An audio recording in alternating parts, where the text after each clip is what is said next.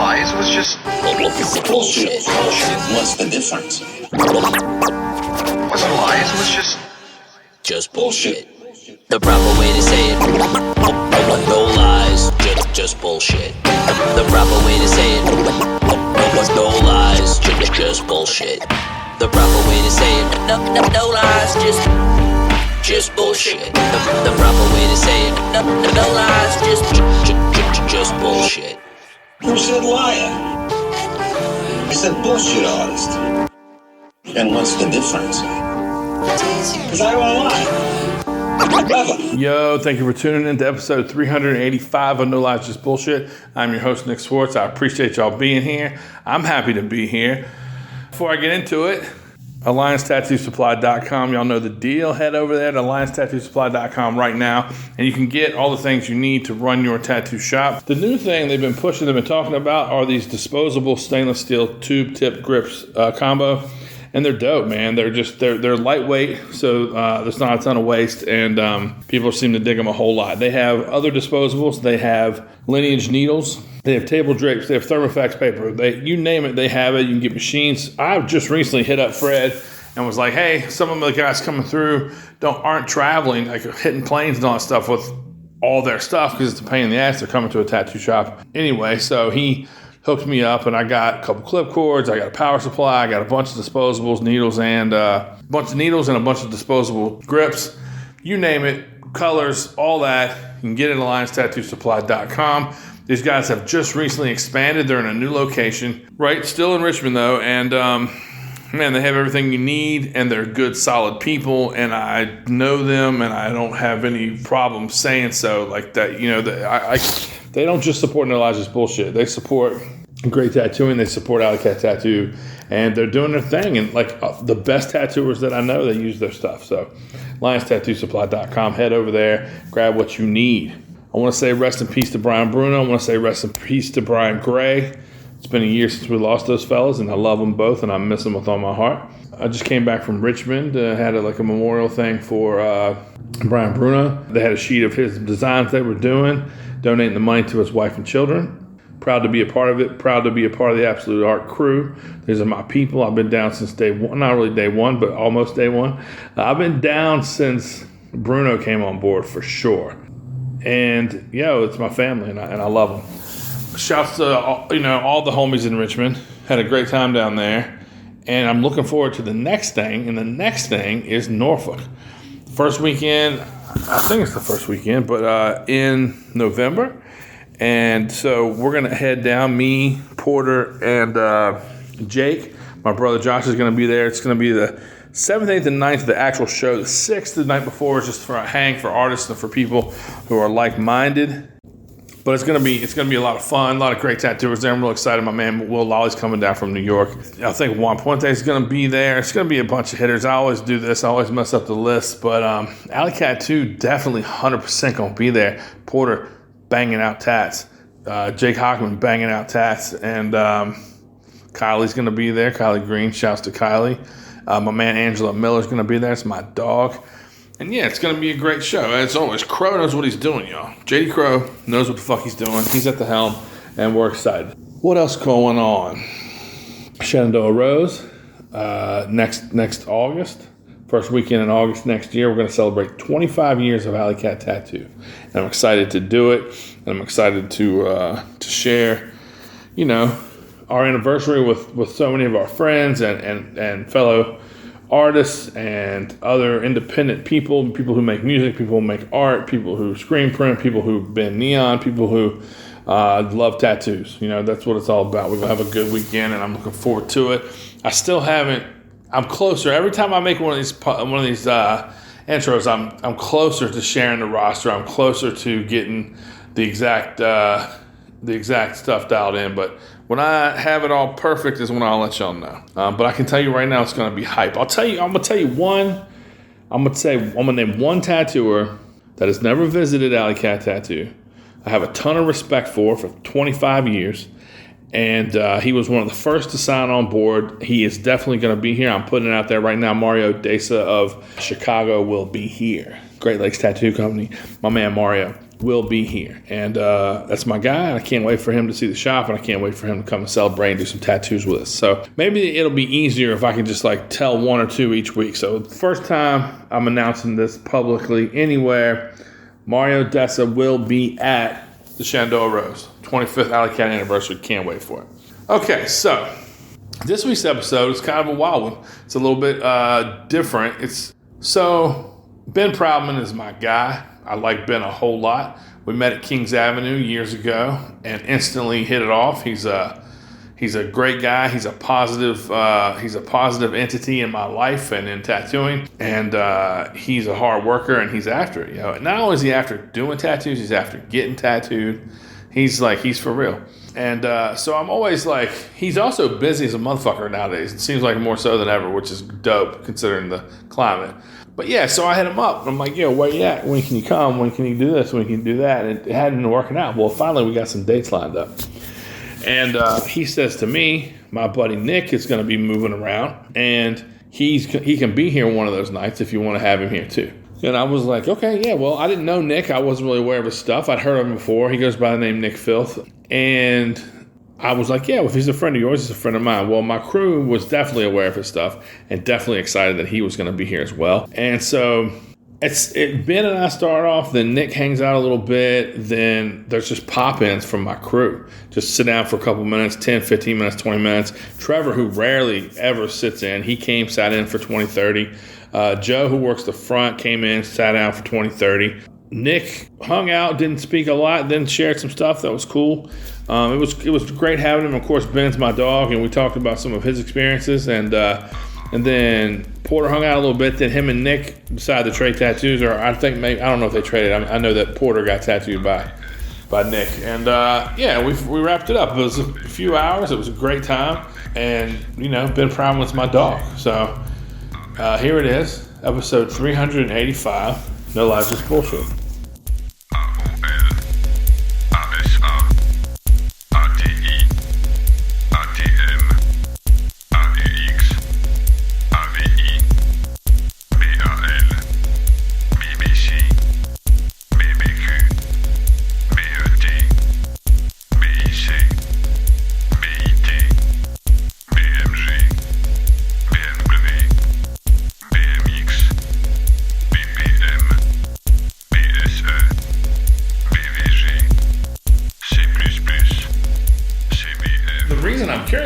Curious about it, this thing in particular, is because the first time we hung out, something you asked Will Lolly turned into him talking about his experiences for hours. Right. And it changed the whole dynamic of that thing. Just, would you rather do that when he tattoos? Would you rather do that so we're not interrupted? Because he's going to want to be on here. He's going to want to be heard, I can tell. Yeah, for sure. You want to hold off a little bit? Sure. All right, cool. Yeah, that's cool. We can just kind of like see where the conversation goes. Yeah. When was the last time you did one of these? No Lies? Yeah.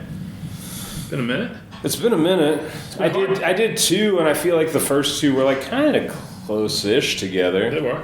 And they were not terribly long after the Will Lolly one, probably. Right. But when they were, I don't know. But that's when we were still courting, and we were getting to know each other, so we were hanging out a bunch. Yes. You weren't at Key City yet, so you were moving around a ton. Right. You came down and worked a bunch. Right. There was like a year where you worked semi-regularly. Sure. At Attica. Yeah. We needed help. Yeah, we were sort of toying with doing like a regular monthly spot, but then Brian came on and it was just like days weren't lining up and that kind of thing. Well, and of course you're not in that situation anymore, but now Richie's gone, so you can still do that. You can do that. Yeah, which would be sick. I mean, like, shit's just gotten a little weirder in tattooing. It almost feels like I have to like really like come through from my local clients, sure, as opposed to just take them for granted. Not that I ever really took them for granted, but it was just like, oh, I'll just like disappear for a long time and like not really be available, and then I'll show back up and they'll book with me. But now it's almost like I feel like if I'm not there, they're gonna start. But it behooves you to be available too, because there's this thing that they're saying is a slowdown. We shut that door. That one, yeah. And I don't know if there's or not, but you know, if there is, then it's to your advantage to be available to those people. Right. Yeah, I just feel, and I think I also want to be. I kind of just want to be home too. Like, Sure. I love my girl. Like, Well, I thought I was gonna say you got a new lady. yeah, I feel like just Fairly things have new, right? changed in my life. I love my job. Like, it's super chill at our shop, and like, I've got like a bunch of regulars that are getting cool stuff, and I'm getting a handful of new people coming through that are starting to get cool stuff, and Getting just big stuff. yeah. I'm like working on a couple of back pieces. I've got a Kali back piece in the works. I have a Krishna back piece in the works. Like stuff that's like exciting to me. A guy was just talking about a big Hanuman tattoo. I feel like stuff that I don't know. Like I'm energetically putting it out there, and it's coming back a little bit. And I want to double down and put it more out there, which is why I was sort of brushing aside the music stuff. As much as I love playing music and bands and whatever, I just feel like there's only so much time in the day, and I want to like be really intentional with like the energy I put out there and like the types of things that I'm inviting into my world. What do you now. think you're putting out there to make these people want to get those? Because those pieces are so you and so important for you to do. Like, what do you think you're putting out there outside of just, as you said, energetically? Like, were you putting out flash or designs? Well, Were you drawing the it? guy getting the Krishna back piece, I've already tattooed a bunch of deities on him, and he's a friend of mine since middle school. And him and I sort of, kind of Talk that shit. Yes, we talk that shit. Yeah, we tweak out on like metaphysical stuff, and he's just like he's a spiritually curious person, and we have that rapport. I would describe you as that as well. Yeah. I was telling him, like, he's done a couple episodes of this, and they're really beloved because they're different conversations than I have with anybody else. They're always weirder. He asks me weirder questions than anybody asks me because I'm not as weird as you fucking tattoo weirdos. Yeah. And so he asks me shit that sort of turns it on me a little bit. It's always been fun. It's always been cool. But you love What it. color does your mood feel like today? What's that? What color does your mood Check feel his like mood today? rings. See, I don't even know what that, He's got a mood ring on, you know. I don't even know what that means. What does my RS feel like to you? What does yours feel I'm like? just, I'm just fucking with you. But I don't even know how to answer those questions. I have no idea. I mean, I sort of don't either. It's sort of it's bullshit me. How's my world? But I think one of the reasons you and I get along is because in some ways we're also cut from a similar cloth. Like we grew up like around country people, but also around hip hop, and like we have that about us too. Well, that's how we became easy. And I challenge you on. I think that you have a rich sort of like awareness of things like that. Yeah. No, creative ways of seeing the world, like curiosity. Absolutely, I'm very curious. Generally curious. Well, like we're talking about the Rasta stuff and like my affinity for that stuff, man. Well, I have an affinity for people that are devout, like extremely devout to anything. I'm really fascinated with people that can devote their whole existence to a belief. That's something that because. In the modern world, you would think it's easy to shake those things. There's just so much information available. Too much information. That's what kind of what we're talking about earlier. I just know too much. There's too much information available for me. So, like, if you have this devout belief in your Christian God or your whatever your God, whatever, it could be anybody, and then some evidence of something surfaces, which it never does. It always is talked about, but nothing changes. But I think that could shake you up a little bit, So like, how do you stay on the path? I just find it fascinating. Mm-hmm. Do you think it's the devotion that fascinates you, as opposed to like the belief systems? Because I mean, devotion could be anything. It could be tattooing. It could be and relationship. It could be both. parenthood. It's both. It could be lots of different things. Yeah, I mean, I'm interested in the devotion, but the system.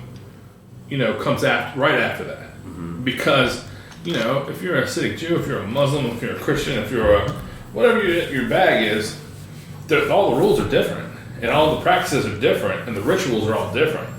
So the fact that you picked one and stuck with it, and a lot of times this is a result of your environment. I know that. Mm-hmm. If any of us at our ages had been born in Afghanistan, we'd probably have a different structure of belief, about a lot of different shit. Mm-hmm. And so I know that a lot of it's where you come from, but I think that the devotion first, and then the practice, like I had that girl Swastik on here, and a lot of her, we talk about how common magic is, to the Hindu belief in like everyday life. Right. And that I just find that fascinating because to us magic is it's snake oil and bullshit. You know what I mean? It's like, but it depends on Culturally speaking, because it exists in the Bible, right? And people are pretty cool with that. Right. Most people, right. You know, we're all in a business. Yeah, they use a word called miracles. You know. Yeah, exactly. Right. But some people might say that's hocus pocus. You know what I mean? Mm-hmm. Well, they would call it a miracle. Yeah. Yeah. Or I think like in the West we're very like mind obsessed, so it's like everything has to like fit into boxes and be logical. So I think there's probably tons of layers of magic happening that we just refuse to see because we're conditioned that way. You know? Just being aware is magical. Sure. You know? Being alive at all. Yeah. Being correct. You know what I'm conscious. saying? I drink this and it goes into my body and nourishes my blood and turns into piss and sexual fluids and sweat, and that's fucking amazing. It is. Everything's amazing all the time, you know? And all those things, of course, we take for granted. But yeah, awareness is everything. I don't know. I just find it, I'm just drawn to that. But again, like, I think that as human beings, we're, you know, these phones and all this bullshit, podcasts and music and television and all that stuff are distractions. I think we were probably all were more in tune to nature and each other and everything else before there was light pollution. You know what I'm saying? Yeah. Before, like everybody's like, you know, it's a fascinating concept that ancient cultures were aware so much of the stars, but if there's no light pollution, it's much more present to you. Mm-hmm. You know what I mean? So I think we're probably all out of touch with ways to communicate and all kinds of shit. Totally. Because we're just stuck in this time. But that's also like, you could say grist for the mill or whatever of like our like karma as people who like chose to be here at this time, if that's how it works, you know? So in other words, it's like we are like out of touch in a lot of ways, but also it's like, well, that's our lesson. Yeah, that's we're where we're living at. the life that we need to live in order to like learn the things we need to learn by being like addicted to our phones and whatever, you know, porn and, you know, Or some of us are really rich and in seats of power, like we were talking about earlier with politics, and then other people are in these like suffering situations that and we're aware of all of it. Yeah, we can open our phones and witness all of it happening. You can watch famine happening. Well, yeah, people are starving and we're all fat. Yeah, not all of us, but some more than others. You know what I'm saying? But like, you know, even just, you know, like when I was a kid, like the news was on TV and in the newspaper that you would see every so often when you looked at it. Now it's happening in real time in our pockets. You know what I mean? My wife's parents, I just call them hippies, but I guess they're pagan and more like earth worship kind of situation. But my wife said that when she was growing up, if her and her mother would get to a fight, her mother would be like, well, "You chose this life. You chose this family. You chose to be here now." Yeah. And she, you know, she's like, "I'm 10 years old. What the fuck are you talking about?" Yeah, well, then it's the classic kid going, "I didn't ask to be born." Yeah. And then the Hindu sense is like, And her mom "You was chose like, this." She said it was the most frustrating thing she Yeah. dealt with growing up. You and I made a pact. I'm going to be mom. Yeah. And not to like, you know, comment on your wife's mother's parenting or anything. Right. I mean, I think maybe that's true. Yeah. But it's also like, I don't think you can like use that as an excuse No, definitely. to like, That's just a better way. you know what I'm saying? It's almost like gaslighting. It's like, I'm not saying she was being abused, but you abuse somebody and then be like, well, you invited me here to be abused by me or whatever. You know what I'm saying? It's like, Well, I don't know. The words aren't coming. So who knew, how playful that cake may have it's been. just a different way of saying, I'm an adult and you're a child. I know and you don't. That's just another level of that. That's all that is. You know what I mean? And it's probably, she was probably just frustrated. And at the end of her rope, you know? And I honestly agree. I don't mean to cut you off, but I think fundamentally agree with her. Yeah. That I do believe that's not the way we to chose raise your this child. from, right, and children don't understand that. I don't think any of us understand it. But, it's an ununderstandable concept. One of the worst things to talk about, just overall awareness, as we've been talking about for a little bit here and there. Man, one of the hardest things about being aware is you have to fucking then look at your parents differently, because you have to say to yourself, are these motherfuckers, were they equipped to raise a child? No. And if you have beef with your parents, which I do, then you have to look at them and go, what the fuck happened to them? And what did their mom and dad do? And then are they equipped emotionally to handle the shit that I'm then putting them through? You know what I mean? That's a difficult part of awareness. Is you have to then, once you're aware of the reality of the world, you have to fucking give a little bit on those things because you have to. There's this thought that like, you know, like awareness, you could be like, you know, lightening up, like you're creating this like light, you know, and then like the more light that we start to put in this room, like if we could turn more and more lights on, we're gonna see more and more dust. We're gonna see more and more dirt. You know, and the brighter you get, the more you start to see these issues. Yeah. And then the empathy comes, hopefully, that you could have empathy for your parents or these people in positions of power that let these horrible things happen and so on, and hopefully forgive yourself, you know. Right. Yeah. But it's painful. But if you painful were wronged, awakening. If you were wronged by somebody, and there's a lot of people have like way worse than me. When I say I got beef with my parents, you know, I didn't have it as bad as some of these motherfuckers in the world. But if you have had it terrible and you were wronged, it's hard to offer that person any compassion. You know, these motherfuckers who forgive the person that killed their kid or some shit like that, you know, God bless those motherfuckers. I don't know how they find that. And it's incredible, and I'm not saying they're wrong. And of course, thank goodness I've never been in a situation, but man, you know, that level of compassion and forgiveness and understanding is I think you can separate it. You can separate these things to forgive. Like people who have wronged me in the past, like, you know, I can forgive them, including my parents, but I want nothing to do with these people. You know, like forgiving somebody who might have killed your child is like maybe in some compartmentalized like little sliver of I found that one tiny little crack in which I can allow this, but there's so much damage that like I will be in pain for the rest of my life. I will never get that thing back. I will never get my child back. I'll never get that piece of me that this person stole, but I can understand in a greater sense of reality that you did something horrible. Yeah. And I forgive only that. Yeah. You know? Yeah, like my real dad was a motherfucker, man. Well, that's how you were born. Yeah. Fuck your mom. Right. But he was, well, I can say a lot of things about him. But, you know, he was just not a good guy. But I never was okay until I just said, you know what I'm saying? I just had to eventually be like, well, I can't walk around hating this motherfucker. It's just too fucking complicated. It's too busy. It's too much work to just walk around just hating this motherfucker. Yeah. I think that's what forgiveness is about. It's really about you. It's a boundary that you set by saying like this person and this energy and these circumstances don't have power over me anymore. You know what I'm saying? Is it time?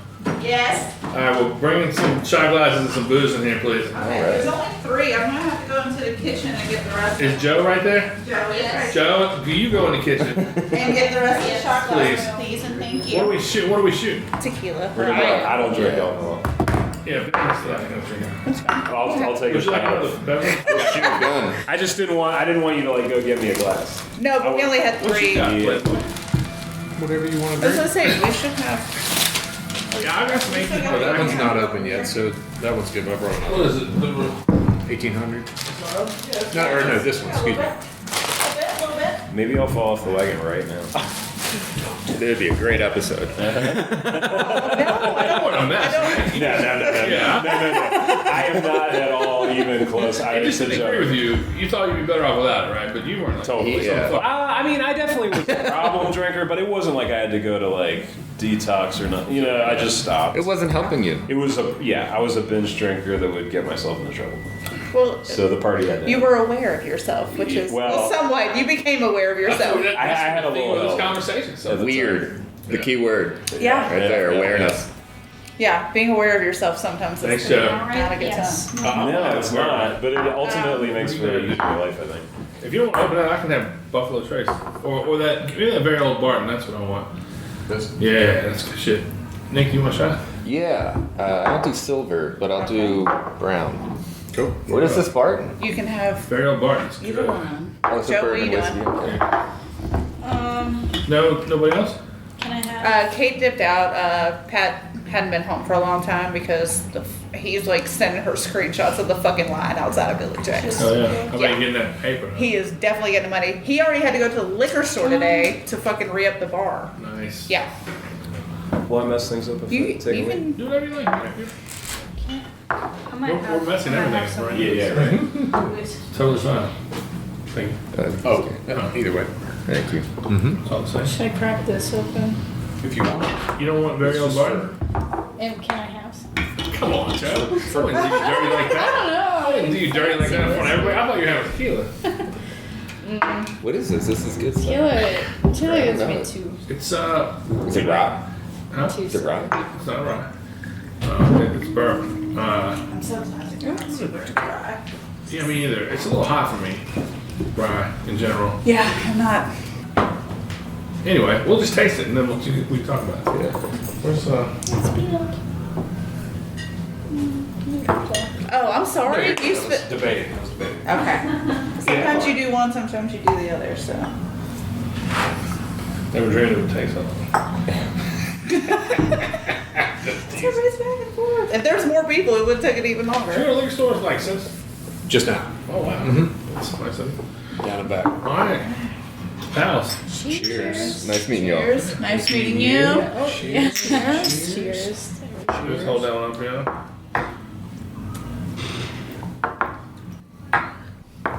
Yeah. That's good. Yeah, Isn't that great? that is good. But it does It's taste. like some bottles. It kind of tastes like rye. A little bit. Doesn't it taste like rye? No. Bourbon. Yeah, it's good. I've I never think seen it it's before. straight Kentucky bourbon. Okay. Oh, it's got a little Jim Beam. Got that kind of on the side of Yeah, I never heard of that. No, neither. And that bottle is $30 for the big boy. Really? Shockingly cheap and What? good, man. Hell yeah. Like that Eagle Rare bottle right For there water. is fucking $100. I got a 27-year Yeah. Eagle Rare. Oh, nice. So good. I mean, I have that one. I got I a in tip. the kitchen, there's a big hospital flag I did a big eagle across the guy's chest and took me some Eagle Rare. I had a big sign over my tattoo station. Okay. In Liquor water. everywhere. If I drink it it, just said if you take from the shelf, you have to add to the shelf. I drink with all my clients, and they'll add them at the bottom. I have a ton of bourbon in I my have to keep them here. People I like start sending one with, them to me. like, We drink it and talk about it. Yeah, but no, it was the first thought I had. I was like, you know what? I got something for you. But yeah, we Okay. I don't want any of these here. the stuff that I really love is all kind of the same. It's like Eagle Rare, Buffalo Trace, Blanton's. It's all kind of Bland's sweet. is- You know what I yeah. mean? It's all just a little This is Le bit. Fin du Monde. It's kind of safe. You know what I mean? This stuff's It's amazing. the stuff that I like. That's my favorite beer. Okay. Did you bring it? I brought it. Yeah, I love Yeah, it. I wouldn't have it. Joe, can you Can't smell it. Yeah, it's really good. just rinse those and put them back here? We might. It's Jake, made. you It's hang kind with of fucking. just babysit. Yeah, oh, no, it? Bring bourbon there. They had a Now let me tell you about awareness.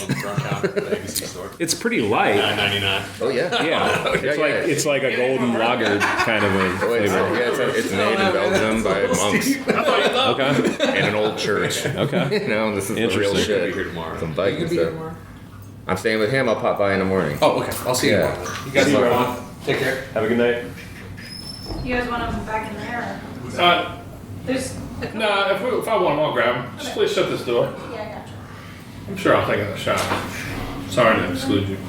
It's okay, didn't it? Hey, you had a sip. See ya. I did. I took a baby sip of the beer. Wait, Nick, are you coming by in the morning? I'll be by in the morning. Yeah. Okay, I'll see you tomorrow. Yeah. Thanks again for buying that rug. Appreciate it. Yeah. I'm assuming that's like a really complex, heavy tasting beer. No, I'll try it. Yeah. No, it's kind of like. No, I'm drinking Miller Lite. this is good. I'm not saying it's I want you to try it. See what you think. It's different. It's not heavy. It's not an IPA. I'm not gonna like it. Don't waste it. It's gonna fuck up this whole Yeah, vibe right if now. you like it, don't waste it. Yeah. Yeah. No, I love it. I'm glad you dig it. It's just not my thing. What are we talking about? You're talking about your dad, awareness. Oh yeah. Like in order for me to be better, it's just like doing something nice for somebody makes you feel good. It's like forgiving somebody is really letting yourself off the hook from the worry, From dragging the around fucking- that bullshit. from hanging with that shit. Yeah. Exactly. Yep. And so that's kind of the way I look at it. I think it's important to not like bypass your true feelings though. Like if you're fucking still angry, it's like I think you can also be For me, angry and simultaneously work on forgiving. I think like forgiving someone doesn't mean that they're off the hook or I'm no longer Or that you're hurt free without without it. choices or anything like that. No, Yeah. it's more just like it's like an intentional like this isn't part You of left it in your station? my energy anymore as best as possible. But it's not as easy as just saying that. Because like if they killed You your add child, time to that. For me, when I let the shit go and then added time to it, I just cared less and less. I couldn't be as mad as I once was because It's unfamiliar at that point. intensity's gone. Yeah, the intensity and the familiarity of the pain is like you've stopped reveling in it as much. You know, you're not in it. Yeah. You're not dirty Exactly. anymore. You've That's showered exactly- so many fucking times from this fucking thing. Yeah, and I spent years and years and years on that shit. Dude, I just got a phone call from a hospital. My dad's dying. I haven't seen him in over 15 years. And they were like, do you want to talk to him? I was like, that's just a guy in the hospital. Yeah. I buried him years ago, Yeah. you know? It was like when the time came, the thing that I've been afraid of for so long, like, oh, when am I going to, well, not afraid of, but just like, oh, am I going to get that call? Like, when is he going to be dying? You know, this guy that I don't fucking communicate with. The fucking phone call just came recently. Yeah. And I went out and had a drink with my wife. I was on the way to go have a tour. Like, nothing changed in my day because, like, I had already washed myself of all that. Yeah. Did you feel things about that? Did you have like emotions? Like recognizing. What's that? Yeah, close it. Well, they're standing there. Okay. Shut that door. I don't know people Unless you- enough to push them. Hey, Trevor, shut that door. You can come in if you Okay. want, but shut the door. Nice to meet you. Am I see you tomorrow? Are you gonna be here tomorrow? Yeah. Okay, then I'll see you tomorrow. All right. I say, Later. Bye. I know you won't be here I tomorrow. will not be here tomorrow. Enjoy your days off. You're gonna be here tomorrow for me. Huh? Oh, fucking Sunday. I'm not gonna be here tomorrow. will I not see you then? No, it's my day off. Oh, okay. So, yes. Appreciate you. please. Thank you for everything. You're the Oh, best. always. Thank you. It was good to see you. Good to see you. Yes. Safe travels. Are you heading back home after? I'm gonna work tomorrow and then just hit the road at the end of the Okay. day. Yeah. Should I just give my drop to Joe tomorrow? Yeah. Okay. Yeah, Joe will take care of it. Cool. Um, Love it. if they have any questions, just send them message me. Got it. It was nice to meet you Yeah, as well. thank you so much. You I helped don't me a think lot. I'll be in town, but if I am, I will stop by and say hi I'll be again. But yeah, please I don't come think back. I'm gonna do too much in between now and then to Yeah. get me not invited. I think I'll be back. try to not come back on a day that we're Yeah, I'll come so on we a can Monday. tattoo. Most of us would have gotten tattooed if it wasn't. Yeah, I'll come back on a Yeah. Monday, Tuesday. I'm Yeah. glad y'all making money. That's Yeah. good. Yeah, it's hard good. out there. Yeah, we're very fortunate here. So, Very much so. Hell yeah. all right, well y'all have fun. I'll see y'all later. Thanks again. Bye guys. So my dad died. No, he didn't die. It's a weird thing to like lightly jump in and out of. Yeah, and it was the heaviest shit. I was like, all right, this thing happened. I mean, that's the thing. All right, see you. I mean, like, I can speak for Nick when I say this. Like, your and my conversations are very much like this. Like in general, just like talking about death. No, yeah, we're not. Like immediately, you know. Yeah, I mean, most of my clients are. I have always said, like, my clients are crying before they they get tattooed. Yeah. They're crying because of the conversation, or they're crying because they're purging, or they're crying because they're dead. Because they're dead. All, Yeah. but they're crying, you know. Yeah. Like, so it's I think I don't know. normalize crying more. I like crying. I bet I cry. Make crying great Crying again. Motherfucker, I lose it quick. Happy shit, sad shit. Yeah. I cry. Like, I love that for you. That's awesome. I always have been. Mine's like, it's like almost like if I have a good cry, if something hard happens or whatever, cathartic, then I can cry easier for a while. Sure. And then it'll like numb out and I'll have a harder time crying again. Yeah. You know what I mean? What's up, P? Do you cry? Oh yeah. The theme of today's episode is Men that cry. yes, No, I mean, boys do cry. They do be crying though. Yeah, they do be They do be crying.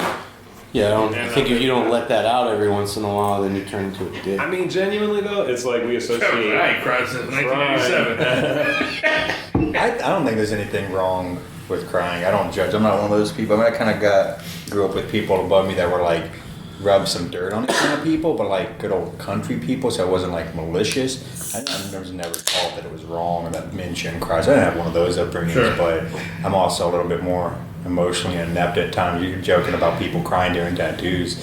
As you know, me and Nick were just talking this week Yeah. when people get up and you do a memorial on them, they're crying. And Yeah. they're just like, I love you so much. And I'm just kind of like, thank you. And in my head, I'm just like, please stop crying or please pay me and get out of my station. Not mean, but like, I'm just like, I don't know what to act like. I'm just like, I'm just nodding at him like, you can't Well, get also on you're the a level. professional that has boundaries, and like you're not their therapist. Like you're doing a tattoo Sure. and need. but I'm need it also to a be- professional and I try to be a nice guy, so I don't want to just look at him and be Yeah. like, okay, pay me and get out. So I'm letting them cry, but I'm just like I don't know what I look like here, but I think I'm just nodding at it the whole time. Does it feel awkward? Here I'm coming unglued. And here I'm just like, ah. Oh, for me it's the opposite. I'm like totally in that. Yeah.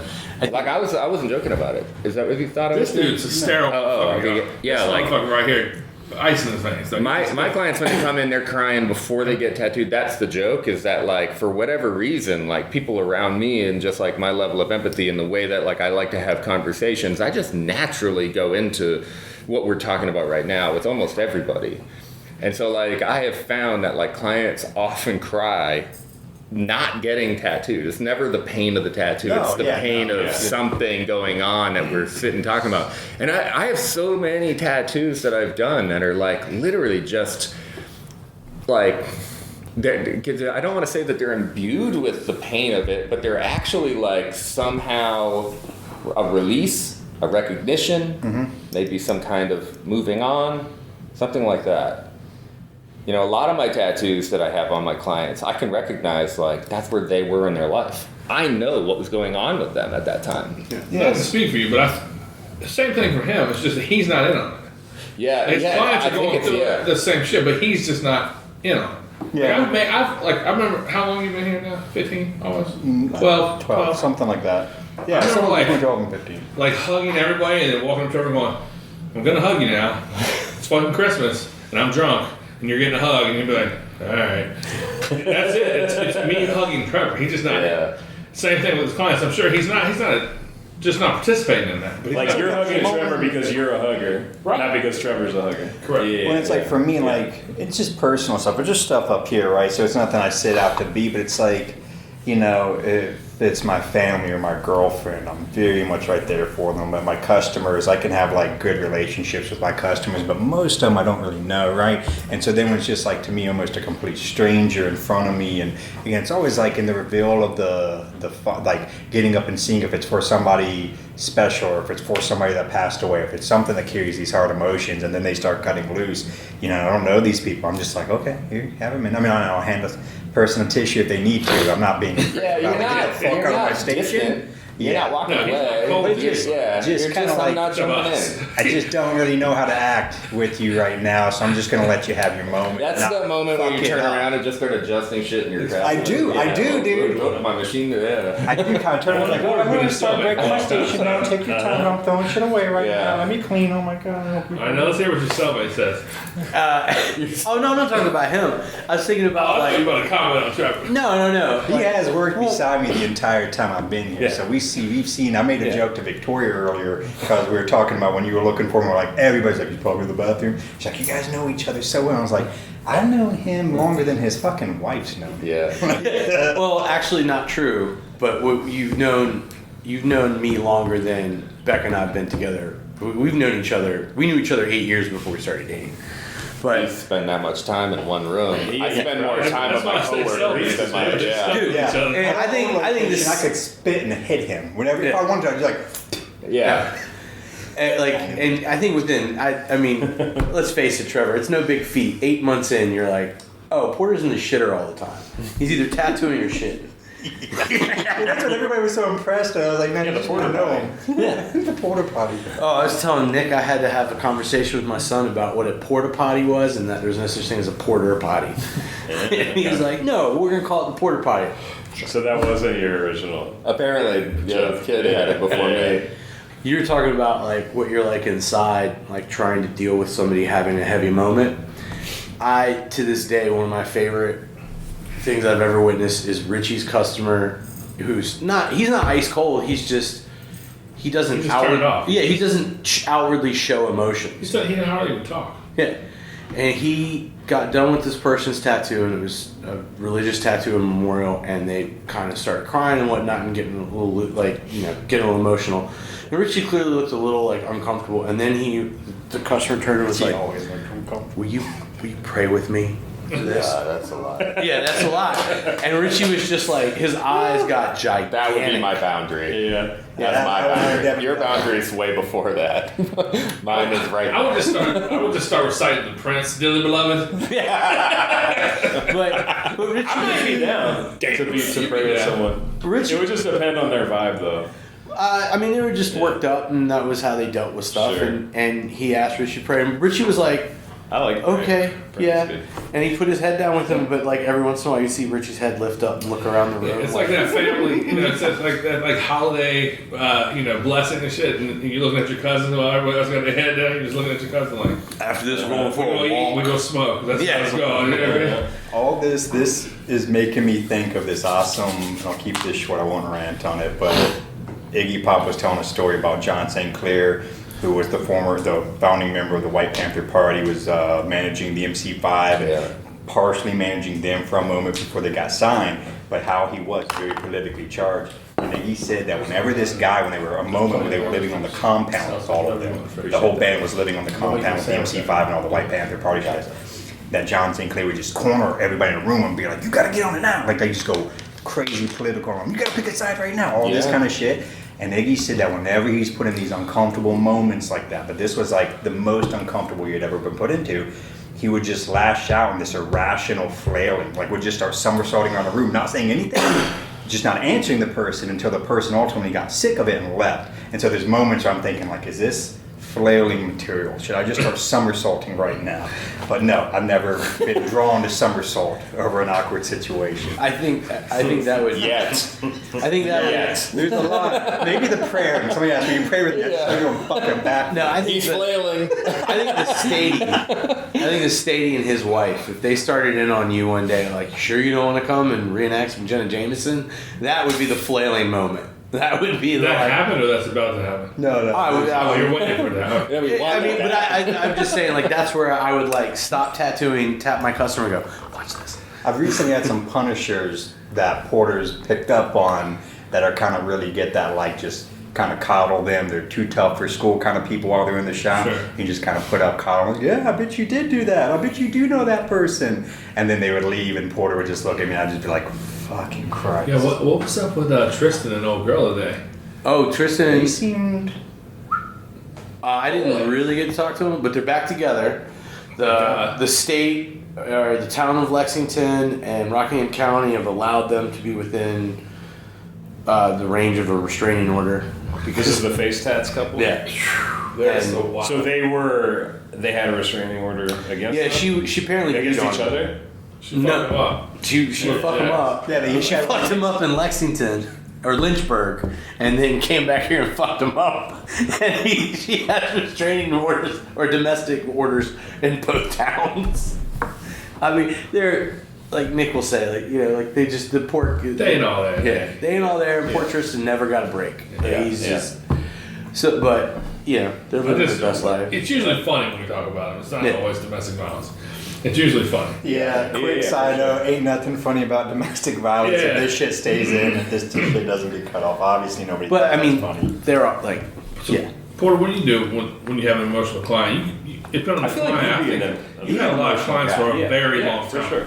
Yeah. Porter's Yeah. an emotional guy, but he's had a lot of he's been tattooing a lot of the same people for a long fucking time. Does it depend on who you're tattooing? If I've known him a long time, like I can't help but get swept up in it. And if it's like depending on the day, depending on what I'm going through, like I mean, not to get too heavy, but I grew up in a household where like showing emotion and being emotional was like kind of like I don't do that. We don't want to talk about those things. So when people get emotional around me, I don't know how to handle it. But if it's a good customer or friend and they get emotional, I'm definitely like right there with them. If it's somebody I don't know, I pull the Trevor thing and I'm like, oh, okay, well here, let me get you this. Yeah, it goes to super fake. If anybody that knows me or knows you saw it, they would be like, oh, they're being fake right now. It's just a, it's like put mask on, customer Be nice. So service. the key thing is just be nice. Yeah, I wouldn't good use customer fake. service. I wouldn't use Yeah. fake as much as like just being empathetic, being there, but like because you're in the room. Just be courteous Courteous to their and in moment. the room. They're having a moment. You're in the Be room and courteous to they're that. you're part of their experience. So Yeah. you kind of have to take responsibility for that role. There's a to a level, degree. There's a level of bedside manner that comes Yeah, with this. absolutely. That's lost with people But if sometimes. somebody comes in and gets a spider web on their head and they go, you tell them to go look at it, and they love it, they grin, you're like, motherfucking right. Like, you're all in on that moment. Yeah, and I'm all in on those moments. You're flipping the emotion. Yeah. You're all in on that moment because it's the shit you love and you're hype on it and you fucking nail it. It's also a comfortable emotion. Yeah, right. Exactly. That's what he's saying. It's a comfortable emotion. Right. Whereas like sad, emotional is not the issue. Ben's exactly right. Like, I can talk to people about the saddest shit in the world. A comfortable emotion for you is probably anything. Anything, yeah. I can do it. I've gotten to a point where when it comes to something heavy, and the customer is clearly worked up about it, like they're in their head, like this is gonna fix my problems. And it's not. Like Brandon, you know, that was a tough. He was Who? Brandon. The other week when you did his ribs. Yeah. Yeah, he was a mess. Yeah, and like a lot of times, like so, like to what Ben said, like that happens in these walls. Like it's all experiences. It's happiness. It's I'm gonna be tougher. I'm gonna be cooler. I'm gonna come to closure with these things. Like that's something that we as tattooers have to accept. Like that, all these things happen in these walls. But when it comes to somebody who's clearly worked up, a lot of times what I'll do is I'll kind of stop them and be like, "Hey, I know you're worked up about this, but I want you to do me a favor. Take a look around. What do you see on the walls? There's flaming skulls, titties, asses, eagles, things dying, things being born, things burning, water crashing, tigers. This is fun. This is a fun place. And I know this is heavy for you, but let's try to make this as fun as possible. Sure. Because this is like everybody here is going to be laughing and having fun, and you can enjoy every minute of it. And normally they like drop their guard because they have it in their head that I'm going to be with them in that, like that every step of the way with them. And it's like, okay, well, I have a chance to guide this. Let's have some fun. Sure. You know? Yeah. Like I've so many times I've come so close to being like, all right, man, tell me a good fuck story. Sure. You know, like just try to get them to laugh. You know, dick and fart jokes. I feel that. No. You feel dick and fart jokes? Yeah, I definitely feel dick and fart jokes for sure. Deeply? For sure. Deeply. Ben's down for Deeply. I mean, I think the thing about it, and to your point, is that we are just at work. Like, this is not a cathartic day for us. It doesn't have to be. Yeah, it could be. Maybe, I mean, like, tattooing is amazing. And It is. I feel, like, emotional just thinking about how lucky I am to be part of this craft. You know what I mean? Jake and I have like every once in a while, like Jake and I will look at each other and like something will be happening to one of us and the other one will say to the other one, Tuesday. You know? Yeah. Like the customer's going through all of this stuff. Yeah. And it's like this huge moment. You're like, Tuesday. I also, to like another point, I think that we can hold space for people and not take on their shit. Oh, absolutely. Simultaneously. Absolutely. If somebody's like having a hard time, sad about a loved one, doing a memorial tattoo, a lost pet, who knows what, like you can sit with them and let them feel their feelings and not feel awkward about it. Yeah. And or have to like meet them there with it. I think people just want to be seen. Absolutely. That's and, all. That's what and this paid place attention is. to. You know what This I'm is an saying? establishment built for people to be seen. But in a lot of ways, I feel like our culture does not nurture that. It like we're taught to avoid unpleasant feeling shit. So like when somebody's having a hard time, it shows us like a mirror that we're also people that are vulnerable. Like when you're You know what I'm saying? I don't skydive. Never done skydiving. But if I was a skydive Right there. instructor, is he? Are you a skydiver instructor? No. Okay, but if you were a skydiver instructor, you were not learning only how to deal with parachutes. You were learning how to deal with fucking anxiety, people about to fucking parachutes are jump besides the out of point. the fucking plane. That's the like the little The last punchline of part. the joke. And I feel like It's the there's a most part of heavy- tattooing where people feel like they're about to jump out of a fucking plane. Yeah. You know? What's up, Joe? Joe, Joe. you know you can hang out and party if you want to. I'm gonna hang out for a little bit. You just keep looking in here and grinning. You're welcome. You can be right here with us if you want to. See, like talking about society. This thing. I'm just fucking grew up with poor people, and they tell you about everything that's going on all the time. Like poor and uneducated people, they want to talk about their problems. And so I've had so many conversations sunglasses and about everybody having every.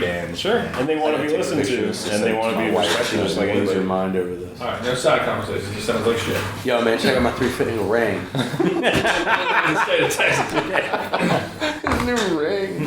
What is that made made out of? Like you said, Gangsta before. shit. Gangsta shit. Yeah, it's turquoise.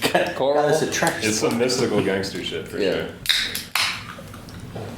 No, the skydiving thing that was funny though, because you are absolutely right. These dudes also too. Oh, thanks. I thought I made a good point. It's a great example. None of us know. You're handling crazy emotions, but these cats even know. Like you take it a step further past, like you know, like in tattooing, you know when to crack. If you're good about it, you know how to read the room. You know how to crack a joke when it's necessary, right? Not even when everybody's just laughing about it, but like when like it's tension and you're like, you know, you just maybe crack that little bit inappropriate joke and it breaks the tension, right? Mm-hmm. So these cats were doing that kind of shit. I mean, all kinds of levels of it. Oh, neat. But the thing that really tripped me out is I had this moment looking at these guys go up, right?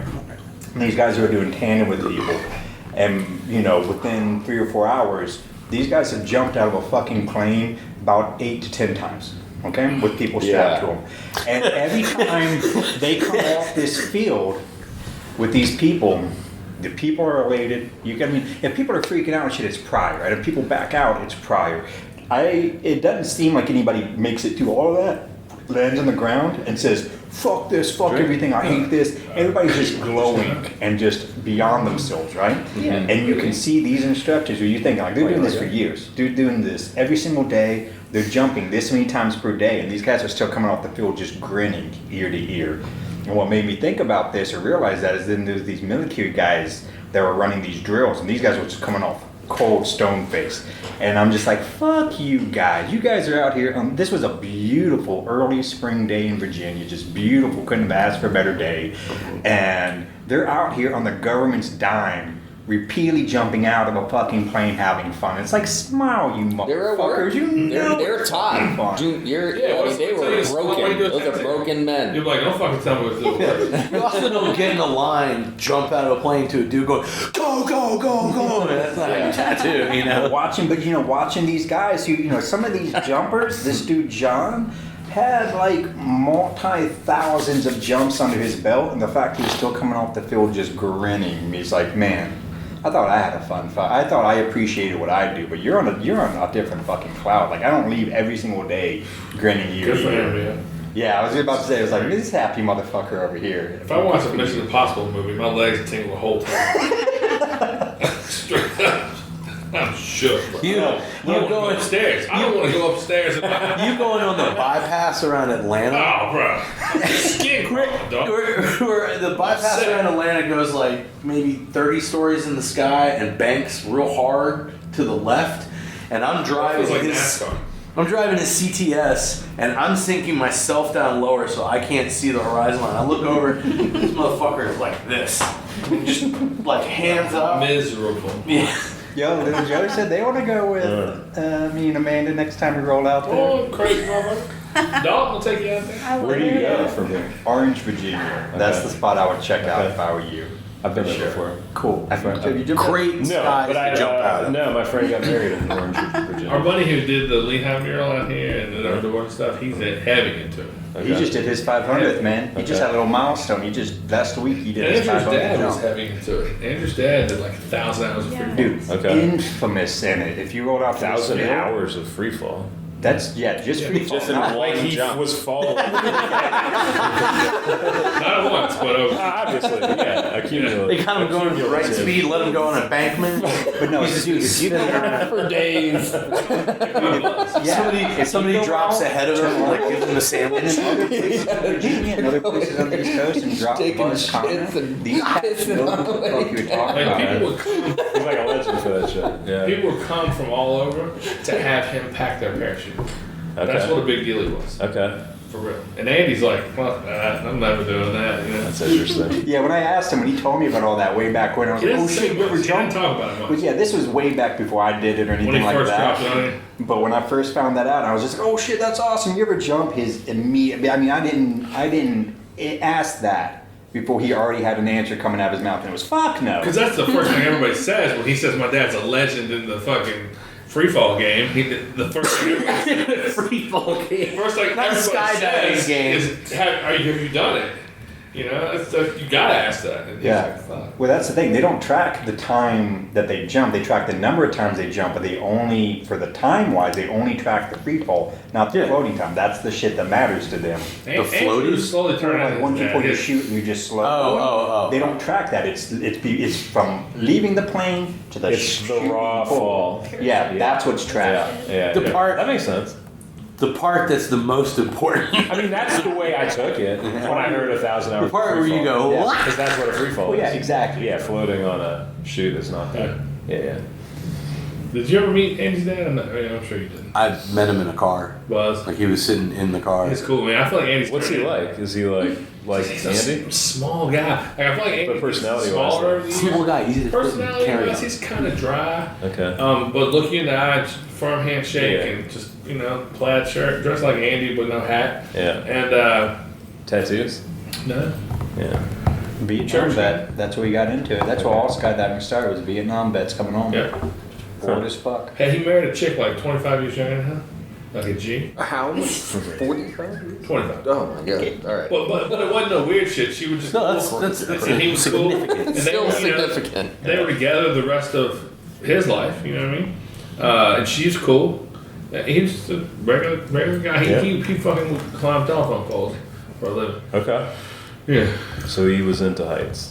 The opposite of you. I mean, that's not high to that motherfucker. I was about to say, that's not high at all. Yeah, he's not approaching the height from up above. He's approaching it from the bottom. As a kid, I used to fall from heights like that. He needs an engine to get him to a height. Yeah, right. My brother-in-law was a climbing instructor and like a guide, like big mountain guide. And then he came home and started working on wind turbines. So it's like people are, you know what I'm saying? They are sort of related. Skydiving and climbing telephone poles. It's just. I was just thinking about like if you were on a wind turbine, like you're so high up, do you have a chute? Like what do you have? I don't think so. You're tethered. You got a safety tether that's like typically 5 to 6 feet long. Yeah, because I was gonna say like if you fall the right way and it swings you out, like. I mean, I think if you I do like the idea that Well, you swing out to the blade. but like 20 feet up will kill you. But he's just got the parachute and 20 feet. I don't know. It's just like A wind turbine's gotta be higher. it just slowly falls. falls as soon as he lands on the ground. No, but he's talking about wind turbines. They're fucking. They're tall. Yeah, but I'm They're saying way if you bigger only than got you up think that they far, are. if all you had was a parachute, you're fucked. Have you ever seen a blade like on a tractor trailer truck? Those motherfuckers are big. I got stuck behind it. 100 yards long or something. Yeah, they're like real that. big. But when you see them like off in the distance, they don't look that big. But they're fucking huge. Up in Pennsylvania or part of West Virginia, they have them on a ridge line. Yeah. They do not look small. They are fucking huge. Yeah. In West Virginia, if you let the government put a wind turbine on your property, they'll put a roof on your barn. Oh yeah. Yeah, they're gonna trade it. A lot I of wouldn't race want more than a roofs roof on the on my barns barn. around. Yeah. So I wouldn't want more than a roof on my Well, hey, barn. ride through West I just Virginia, want see how many cash. barns just crumbled. Yeah. You appreciate that roof. You got no What's- motherfucking money. What's crazy about those wind turbines in West Virginia is you can see them going across a bridge that's like The ones that Hundreds and hundreds of- look like they're chopping you. yeah. Well, I was gonna say like the bridge that you cross when you see those turbines goes from the top of a mountain to another mountain. Like the bridge is built into the valley, and I mean you're way like, this guy would be dead. He'd be dead. You just wouldn't make it I hate across. going across bridges and shit. Really? Yeah. What's that big one up in West Virginia? It's like the biggest one, bro. It's the biggest. I think it's been like topped now, but it had that. We're talking about the same bridge. Yes. Somewhere I think in Japan finally topped it, but that one, the know one what you're talking gorge, about. something gorge. New River. I think that's the one I'm talking. Is that close enough to hear to have driven through? Huh? Yeah. That's. Yeah. I kind of half set up. I was just station thinking over about here. like, bridge fear because I just drove across the Bay Bridge. Yeah, Like, fuck that. Dog. yeah. And Natalie, my girlfriend, was like, "How do you feel about long bridges like that?" I was like, "I never really had feelings about them, but I guess people do have feelings about them." And that's a pretty dramatic bridge. It's not super long, but it's high as fuck It's in the high as middle. fuck. Yeah. And it just don't seem right, man. I just don't trust none of it. On the way to Virginia Beach, there's one. Or But I'm not Down the active in banks. it. It's involuntary. Like I said, if I see a motherfucker, It's a phobia, yo. if I see a motherfucker on TV walk to the edge of a roof or something high, my legs start to tingle. I don't have a choice in this. I don't know if it's a phobia. That's a true. Well, that's a also- phobia. Man. That's a true phobia. Like you can't talk It's an yourself out irrational of it. fear, right? Yeah. That's what a No, phobia it's is. not irrational Well, that's to be what the afraid of heights. That's what the survival. definition. I think that's is. like, But yeah, Because he's not there. I think fear of falling is Yeah, the first but your body doesn't He's necessarily in know the fear for difference necessarily. seeing somebody else do something he doesn't want to do. Yeah. I'll tell you how to describe it. Whack. Being afraid of That's how I describe it. an ill-conceived notion. yeah. I mean, being afraid of heights or spiders or snakes is fucking normal. You're supposed to. be. Sure. But You know, 'cause they're potentially being afraid dangerous. of monsters with a concept, I guess it's no different. Yeah, monsters are just like a leopard But in we're the afraid of bushes in the monsters jungle. because That tigers you're, I know used to snatch exactly yeah, what that you're Like, we're afraid of monsters because tigers used to snatch people out of the exactly. fucking And your tents. ancestors were attacked by monsters. Right, exactly. And that's animals. why we're Yeah. afraid of them. Yeah, But I guess my ancestors also fell off a high shit. exactly. Yeah, Well, yeah. exactly. Very similar. that Yeah. Tigers. there's a Or didn't fall off because they were afraid of They were heights, afraid which of is it. why you exist. Well, Because they survived. The first couple fell off. The rest of them went. Yeah. Yeah. I watched But in other words, but, nah. you exist because of the bloodline Survival. of people that survived. Right. Because of their paranoias. Yeah. Maybe not paranoias, but their To me, it's a their cautionary. It's a very cautionary. rational fear. I think when it gets to the Like- point of it being debilitating, then maybe it. Yeah, like might- I still get on a plane, but I hate it. I fucking hate it. But it can be debilitating in a car. Or even you're watching a movie and it's clearly But I don't not start crying around dangerous. the room Yeah. when Tom Cruise is on the side of the building, but I'm uncomfortable. Yeah, you get that feeling. You gotta be in the aisle. Crew Yeah. like screaming right now. No, but I if think of like being I don't know, near he's the a little window bit looking snack. outside. His teeth. I Pretty close bad. the window. Like, Okay, his teeth are yeah. off center. And It bothers if I'm sitting next to you, I close the window for you. Ooh. I feel like Yeah. planes are I complicated. gotta look. I get motion sickness. I do too, plane. from looking out the window. Mine's not looking out. I feel the plane moving, but I can't see it.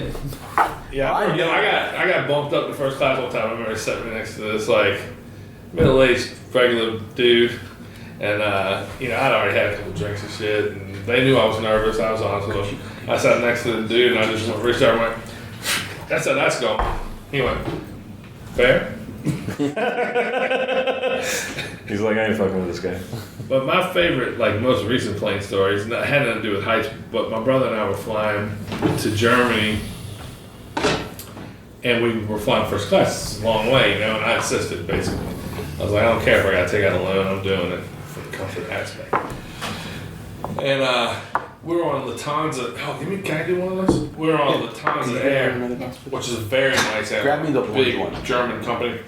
And we actually went upstairs. Like you walk in, you're on the first level, and then you go up a flight of stairs, and you're in first class. And there's 3 rows of 2, one on each side, one in the middle.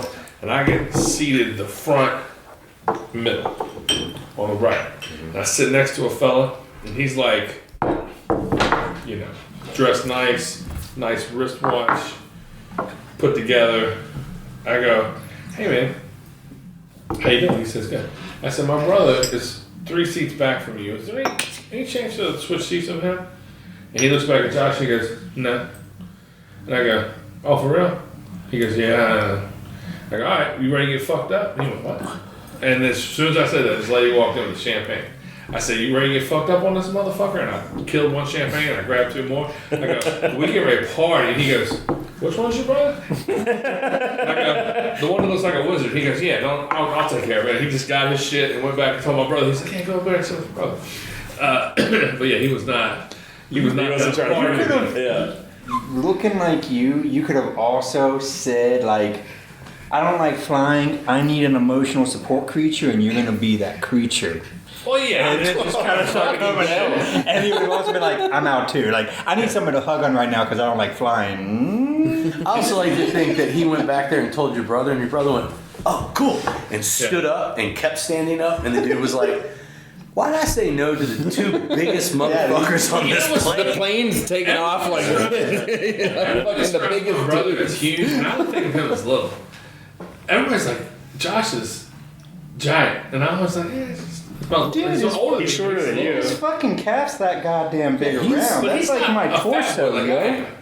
But We're not talking about fat. We're talking I about think of him as a little, not little guy, but small. smaller than me. I think he was your size. I feel like Josh's forearms is the size of Joe's thigh. Yeah, Josh is. And it's solid. There's no give. There's no squish to him. It's just like He's always told people that I'm his little brother and laughed about that.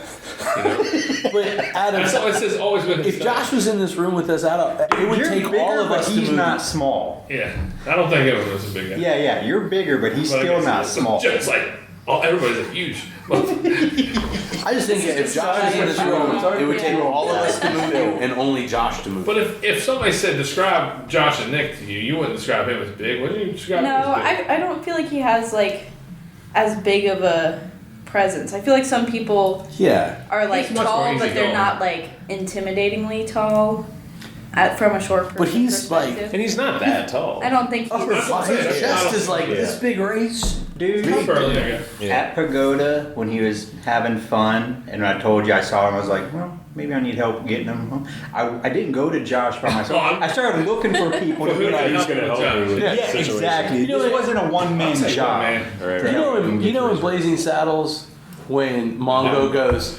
oh no, Mongo just Mongo just tired or whatever. Like if your brother just did that to somebody, he'd knock any of us on the ground.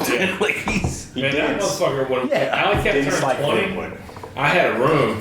I hate for him to charge at. And I mean, I fucking drank like a maniac that day. Not our party, but the actual 20th, which was like 3 weeks earlier. I had like a $300 bottle of IP somebody fancy bourbon, and I was sharing with everybody. We partied like a motherfucker, and I went to take a piss and just fell on the ground. And I was in there for a long time, and my brother came to the door and said, hey, is everything all right? I go, everybody's got to leave right now, and then you can help me out of here. And he was like, no problem. He got rid of everybody, and then he took me to the hotel.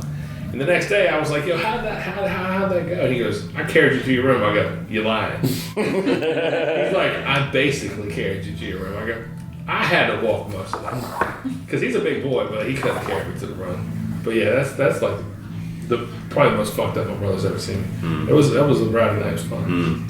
20 years ago. I like that you kicked everybody out in order to. Oh, they're not gonna see me like that.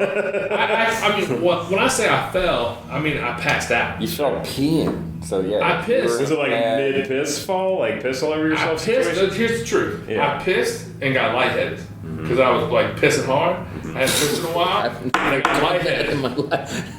One of those lightheaded pisses. And I remember just leaning into the wall. Sounds like a relatable. I've never felt that.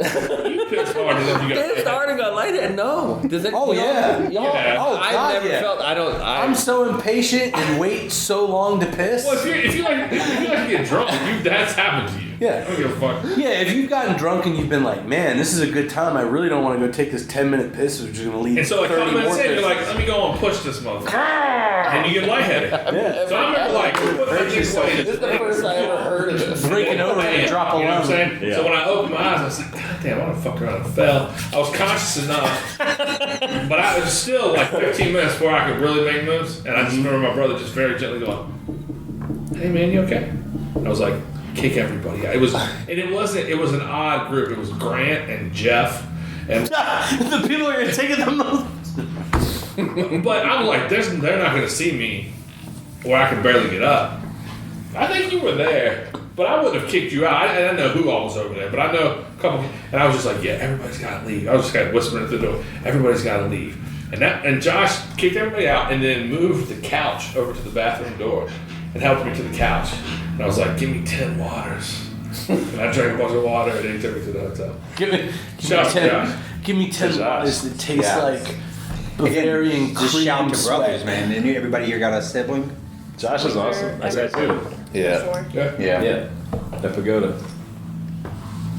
I do have a He's brother. a good fucking dude. He's a great dude. I really like him a lot. Yeah, everybody loves him. And he's the happiest motherfucker I know. Yeah. Who's this? Josh.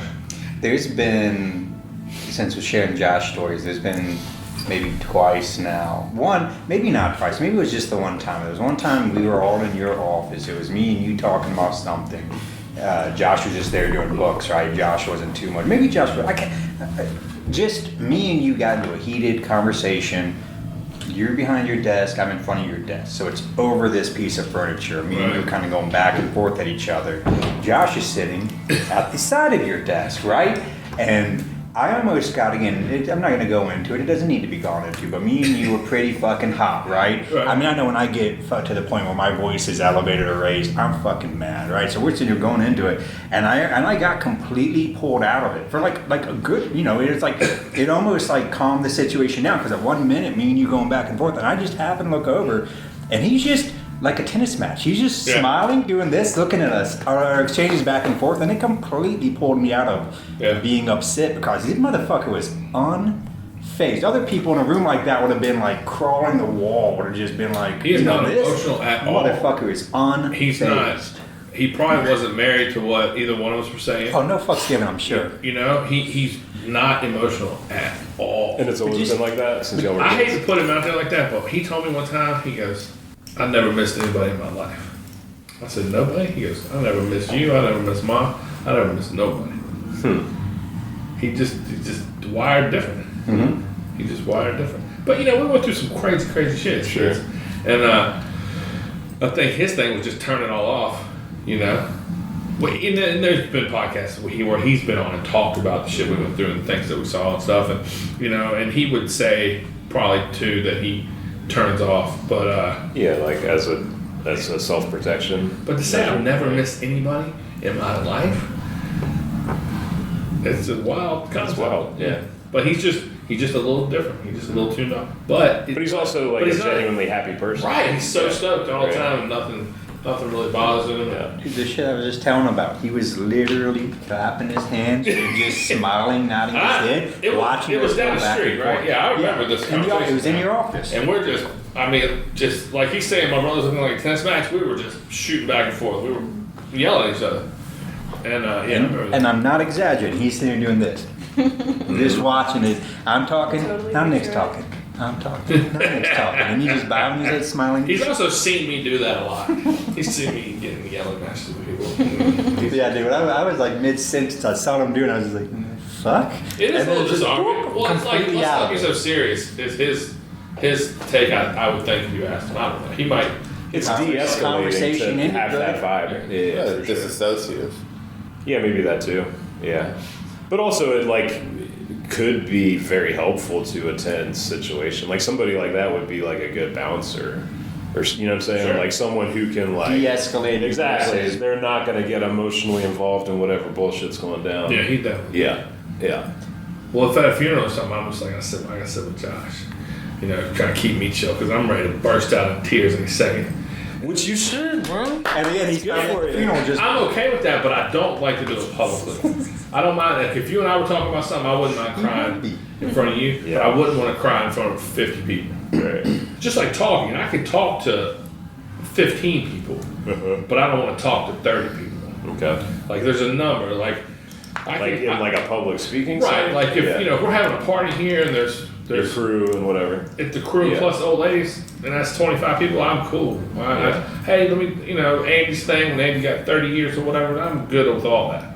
But if it's like an extra 20 or an extra 10 even, I don't like a lecture hall. Or a funeral situation or something like that. I don't like it.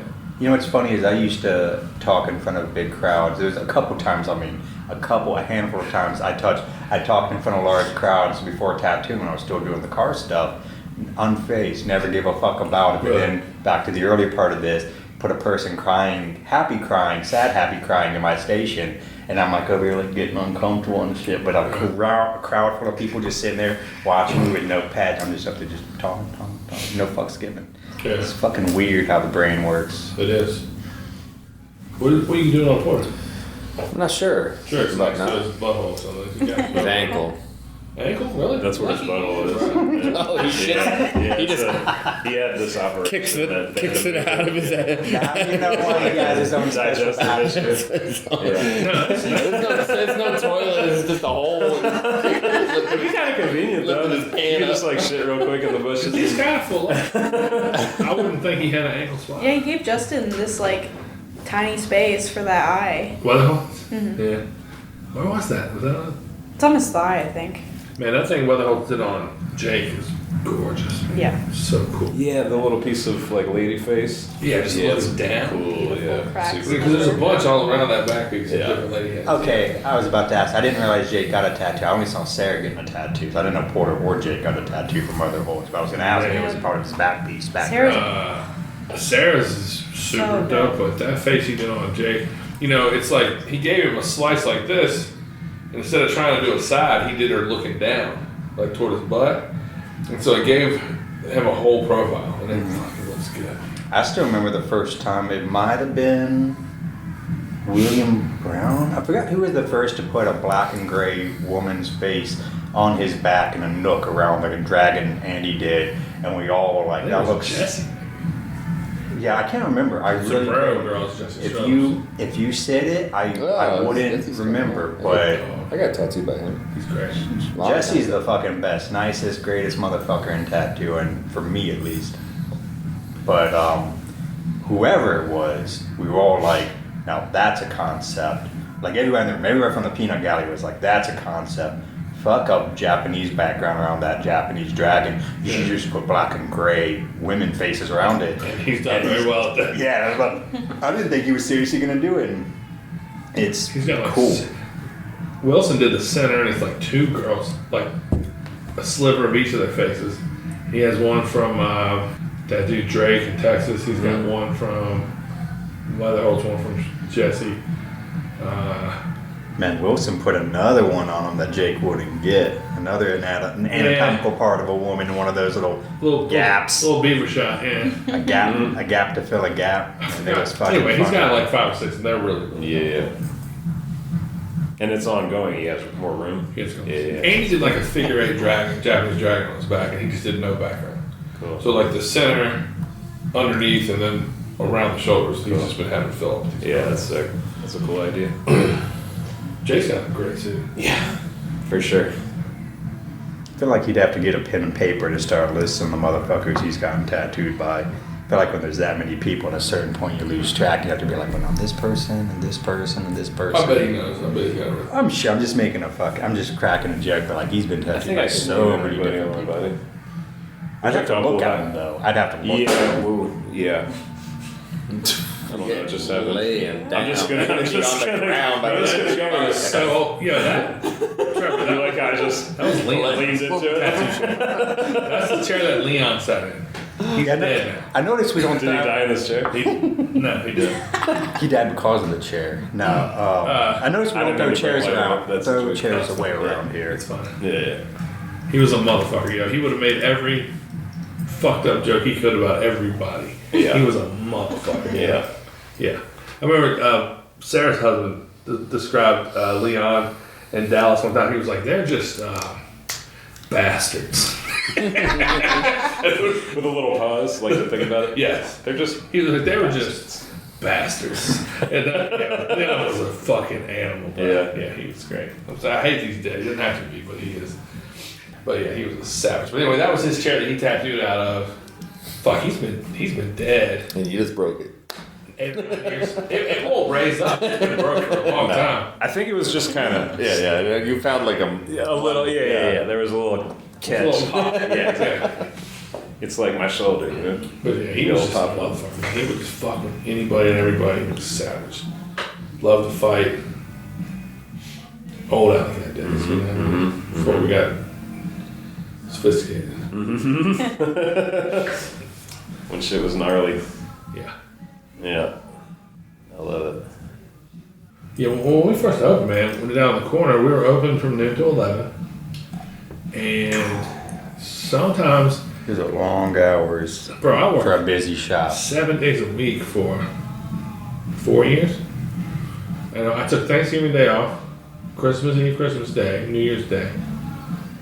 And the rest I worked. And every night I was pumping cards and passing out fucking coupons and just trying to get it on.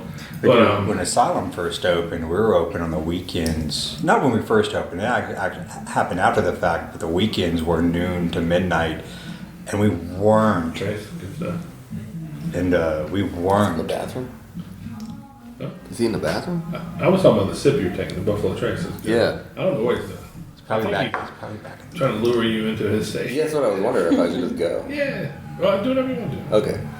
He would come. He wasn't just sitting there idly twiddling his thumbs. He'd I come don't in and think say so. That's what I was something. like. Well, he said he halfway set up. I think he's finished. Yeah. Okay. But what I was saying is like we were open noon to midnight Friday and Saturday, but the days weren't also like as busy up here, you know, and like so it was I wouldn't say it was easy. It was also in my early 20s, so it was like it was manageable. It was easier, but like if it was this kind of workload, like I worked on that chick Victoria all day, I couldn't do that in a fucking 12-hour day. I'd be crumbled after something like that, right? Well, people weren't getting full. People weren't booking full days. No. I was just a fucking baby. I was doing tattoos. I was doing nothing. Off the wall all day. This was, we opened in 2001, and we were doing the biggest tattoo you would do would be hand size.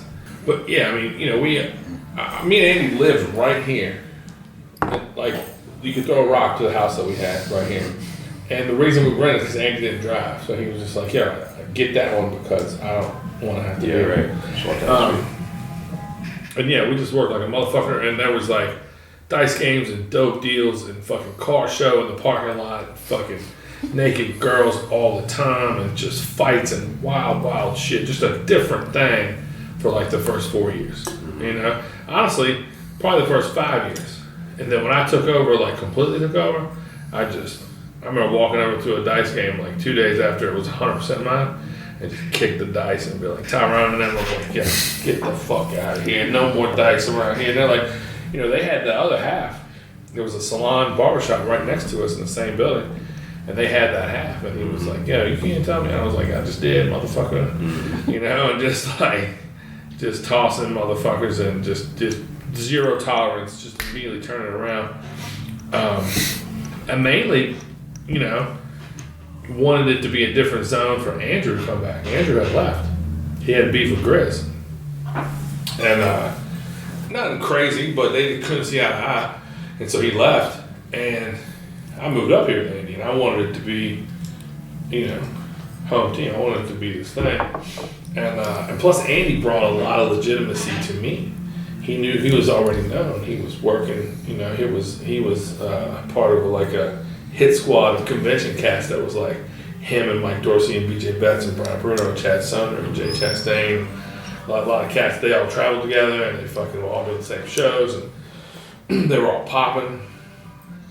And so I wanted him to come back.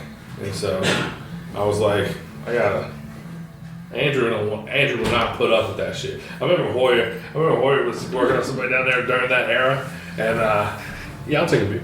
And he was just like, Timothy was like, hey, this is not gonna work for me because everybody was just being loud and just being rowdy and boisterous, and Timothy just yelled at these motherfuckers, told them, yo, you gotta cool it right now, get the fuck away from me. It was fun.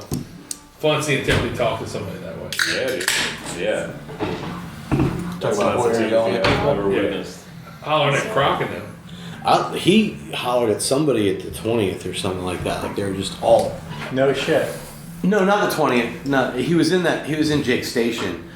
But I think it was just like there were customers being wild before any of us could get to him. He's like, hey, yo, come on. And they're Hello. Yeah. And anybody that was going to be at that knew who he was. So again, it's like. But it wasn't. I don't think it was the 20th. Okay. Well, it might. That sounds familiar, but it would have been a client. Clients don't always know. But I've said this a bunch. But when I was a different guy when 20 years ago, whatever. And when Timothy was tattooing me, I'd be like, "Hey, dog, I'm done," or something, or "It's over," or whatever. And he'd be like, "You've got 30 more minutes, and you'll be fine." You just keep that telling me. I'm like, no, I'm telling you I'm done. He's like, no. And then one day he was like, look, Nick, when I start, I know where I'm finishing, and we're always going to get there. Just plain as day. And I just wasn't used to people laying it down for me like that. Being that clear. Yeah. You're also getting tattooed by somebody who's wicked fucking gentle. Super gentle, but also a veteran and a big dog and all those things. And I was just like, but I was done. But you and I both, he was basically three of us have been there I a was bunch. out when you're done. Yeah. And I was just like, how did that go? It wasn't great. Like, were you able to be like, all right? Yeah. Because I respect him. Of course. But even then, like, he was like the fucking guy for us. You know, we all love his stuff so much. Yeah. Somebody came in recently and guessed, I can't remember who it was, and they were like, Timothy's really, you know, you guys are big into Timothy. He did my back, Porter's back, Porter's wife's back, my wife's sleeves, Trevor's front and back, Sarah's back, Kate's back. Amanda's arm, so my partner's arm. Yeah, Amanda's arm, Jake's whole head, plus a bunch of other shit. Yeah, Jake's fucking peppered with Timothy. I've also got like a hand-sized Fudo head from him on my leg. That is. Yeah. I mean, yeah, he's just been doing it. And he's also laced down a ton of our customers. Yeah. Yeah. He's the best. Him and I recorded a podcast, 3-hour podcast, him and Andy last week. Oh, cool. It was fun. Yeah. That's cool. Yeah, they did a painting podcast that kind of flew under the radar. Yeah. There's a couple It's different. Did you listen to it? So I told you love about it, right? so much. And Yeah. it don't. Was It's I so drunk good. and stupid? To be honest. No. I said something Be honest. stupid. Be on honest. I Would you be don't honest? recall. I totally would. Okay. And I don't recall that being part of it. Like, I was so locked into what they were saying. It was all so insightful and. So they just didn't give a fuck about you. You might as well not have. Well, been. I was so trivial. I didn't need to be there, bro.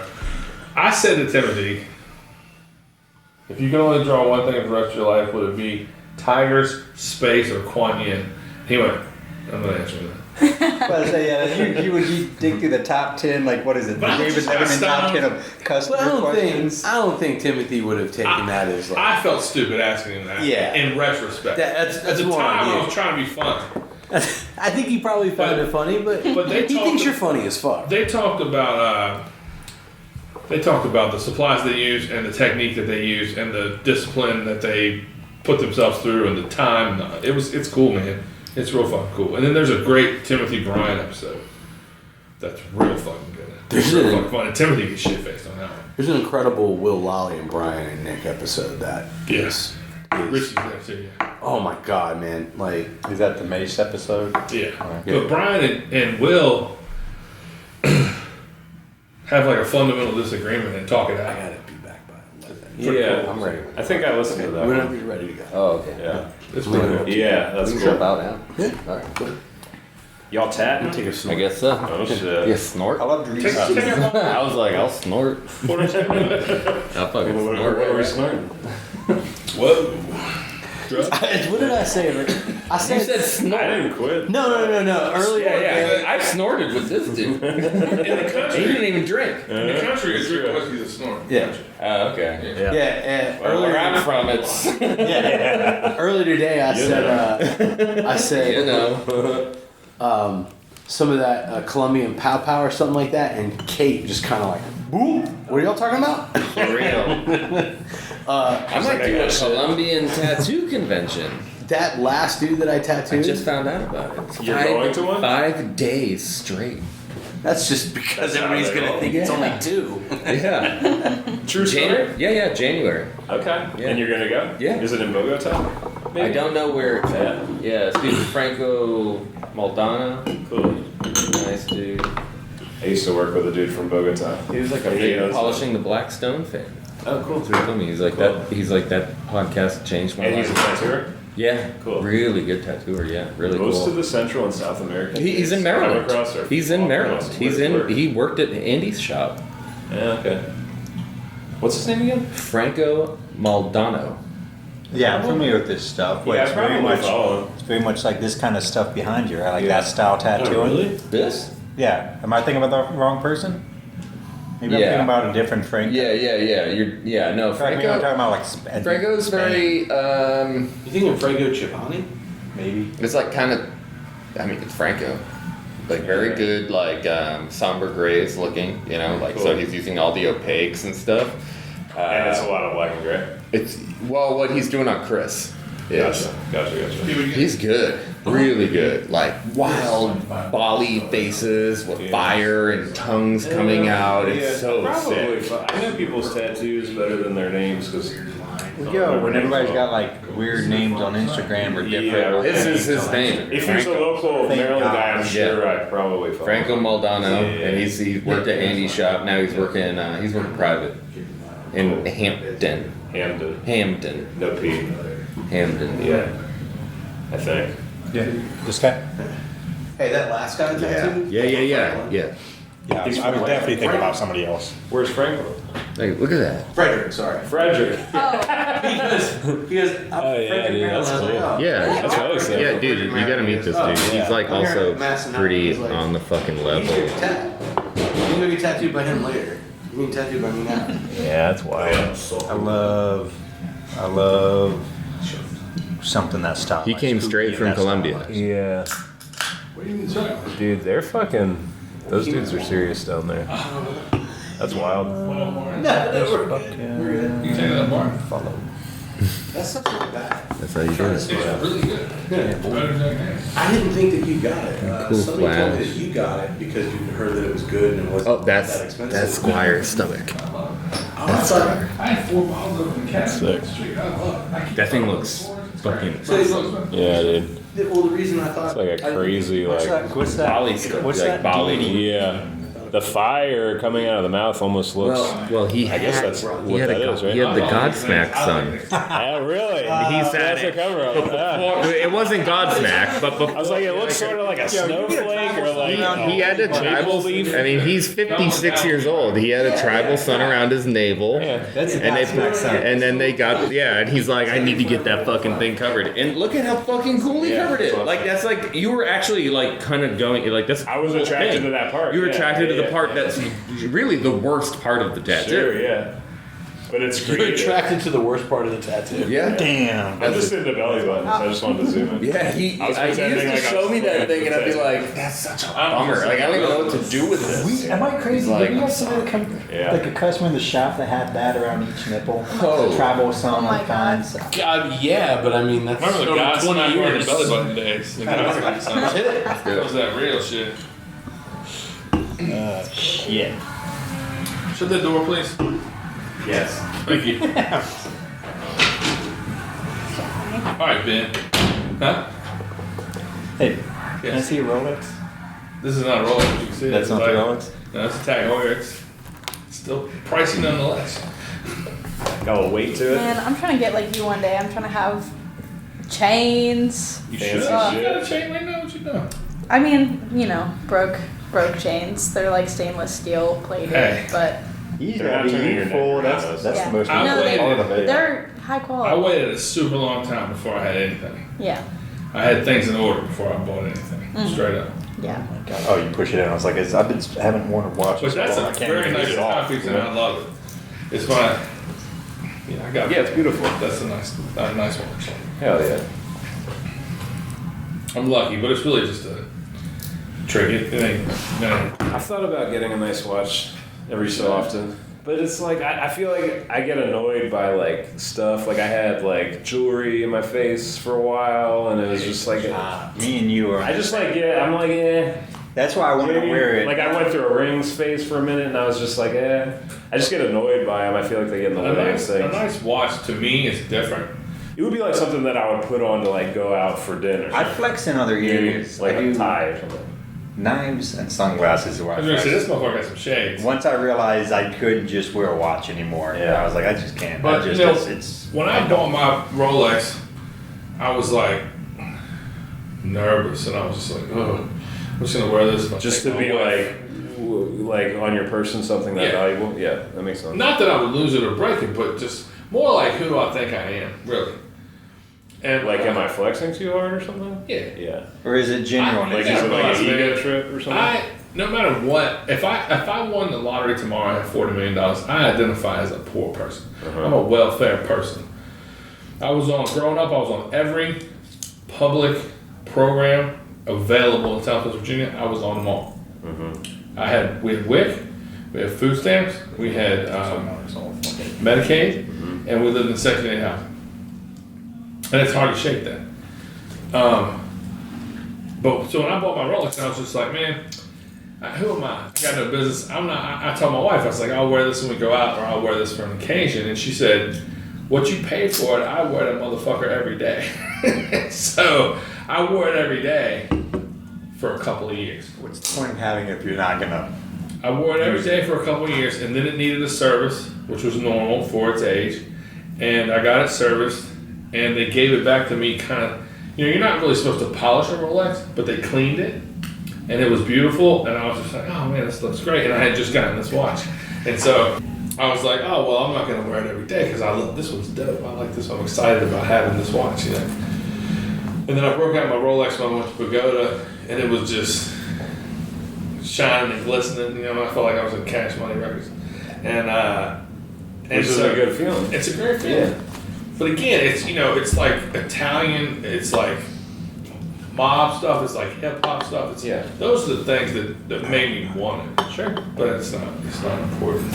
I also think not to be armchair psychologist, but I think growing up poor, I think it feels affirming to and it also feels like a sophisticated version of having something. Right, and you're successful in your life, and you want to you want to show that. There's also a big difference in sweating money, being respectful of the dollar, or having a mind of a dollar, and then being frivolous with it, right? Sure. You can be these two extremes, over sweating and then just throwing it away like it's fucking nothing, being irresponsible. But then there's just respecting the value of a dollar, which to me, if you don't, you're kind of fucking spoiled, right? Or you can be a silly shit, not respect, and just throw it away how many tattooer friends that we know that just burn it quicker than they have, and then the first to say, I got money issues, I got money problems.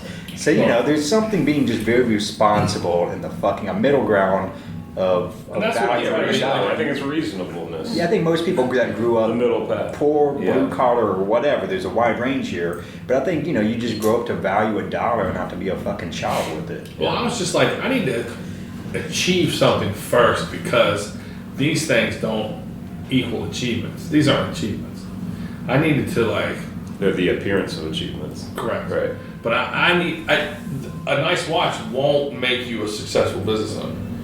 A nice watch could fuck you up if you buy it too soon. Yeah. A nice watch won't get you the respect of your coworkers. I wanted to achieve a bond amongst my friends, but behind the scenes, I wanted to be Slick Rick so bad. And I've said this publicly, and I'll say it again. If I had money, y'all wouldn't stand me, bro. I'd have so many medallions on that y'all couldn't even talk to me because of the clanking. When I breathe, they would clank, clank, clank, clank. I would be outrageous with it if I had money. I feel like if I had that gun shit. I feel like if I had stupid fucking money, it'd be like Crow, right? I'd show up a fucking Lamborghini, pull up to the shop, and they'd be like, what the fuck's up with this? And then this would get out. None of this would change, but I'd have some new fucking toys. Sure. Yeah. For sure. But, those things, you can't, a nice watch, a nice Cadillac, a chain, they don't help you achieve anything. So I felt like I wanted to have the respect of my guys. I wanted to have my finances a little bit in order. I want to be on the upside of my mortgage. And then I bought a small chain. Mm-hmm. I remember when I bought my second chain, Trevor was like, look at you. I don't know if you remember this, but I was like, wait till you see my next chain. And it's been 4 or 5 years. What was that? Pagoda Coach was like, oh shit, that one new, huh? That's got to do. That's got some weight. Yeah. They should have never gave me money, bro. I don't know how to behave out here. I got more money than I got sense. That's a joke, by the way. It's a joke. But if I had because you paced yourself with it, and it's what you had to.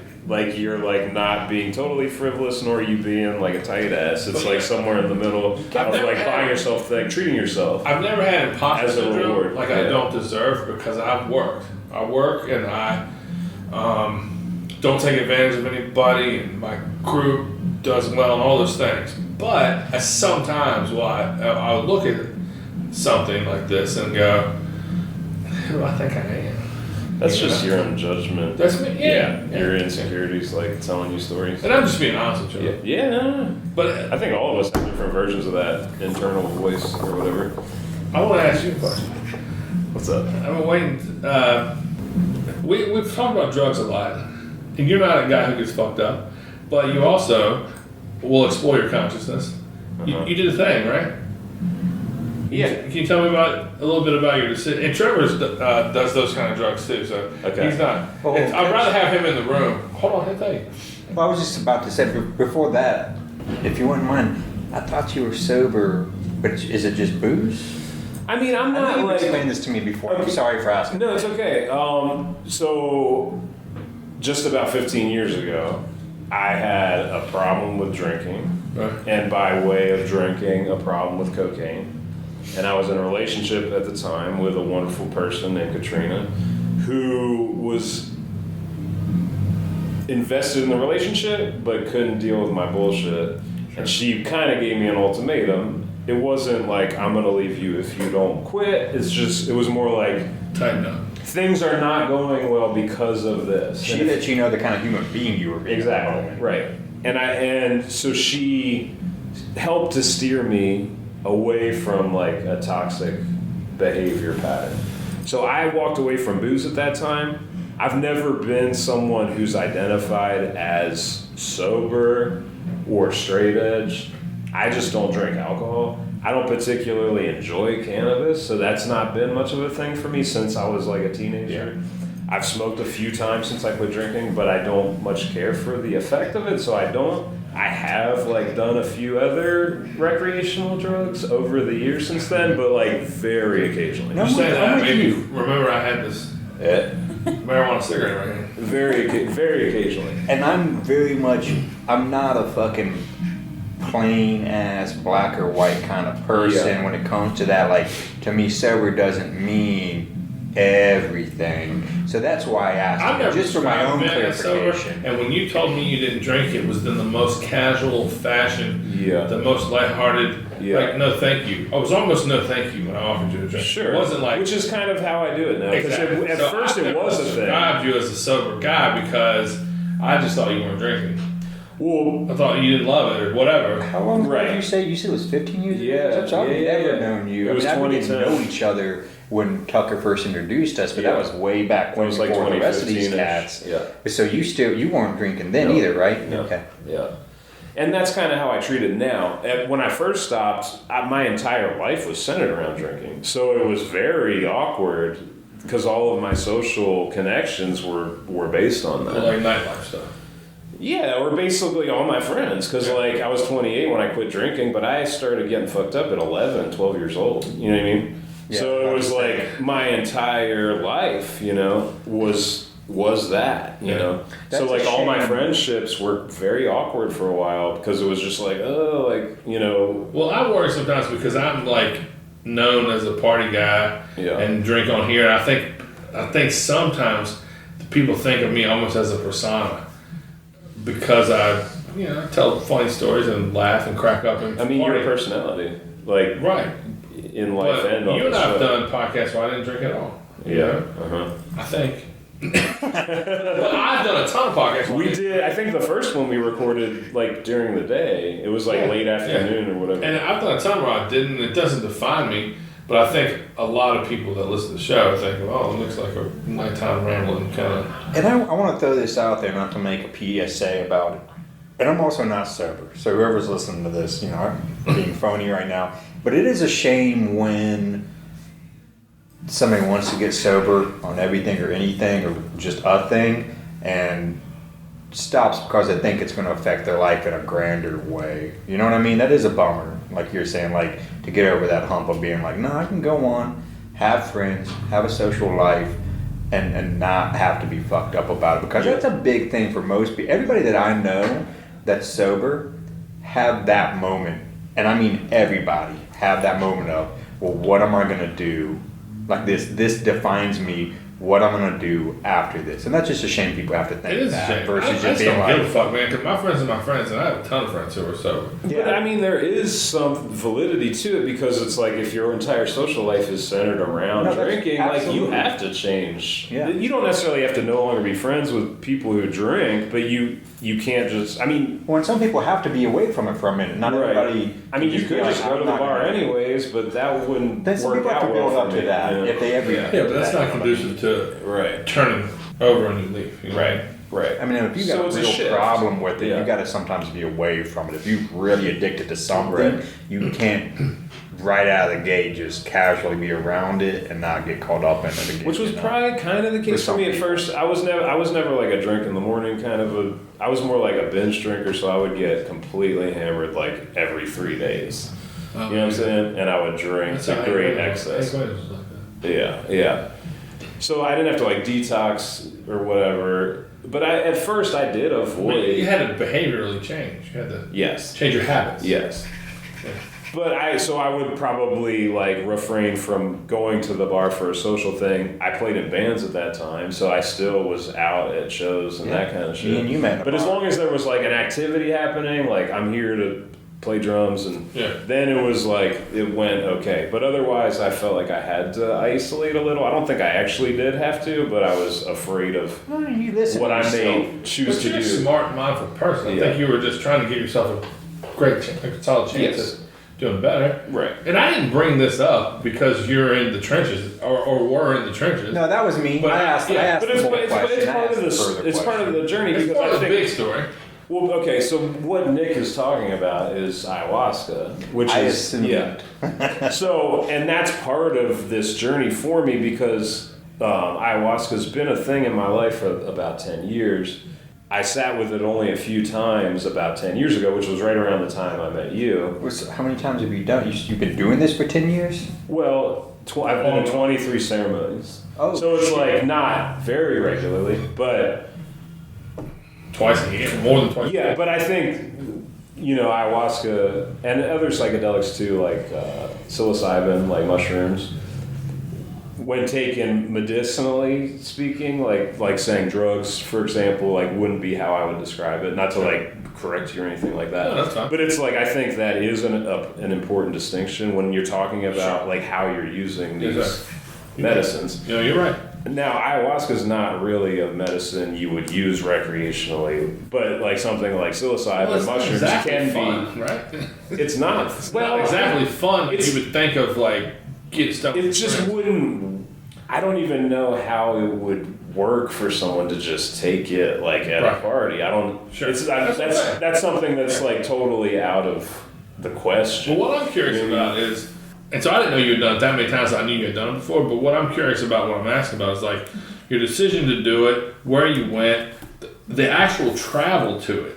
Those are the things that I'm curious about because the best story I have, and I'll do it real brief. You probably heard of my friend Hari, who's Indian, a Canadian Indian, and who can not see very well.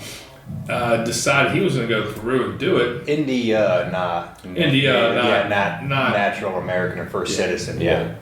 I'm not going to make a bad joke. Yes, he's from India. No, I'm just saying, like other people out there, are just like, what the fuck Nick just say? It's like, no, from India. Yeah, he's from India. His name's, we call him Maharishi, but his name's Hari.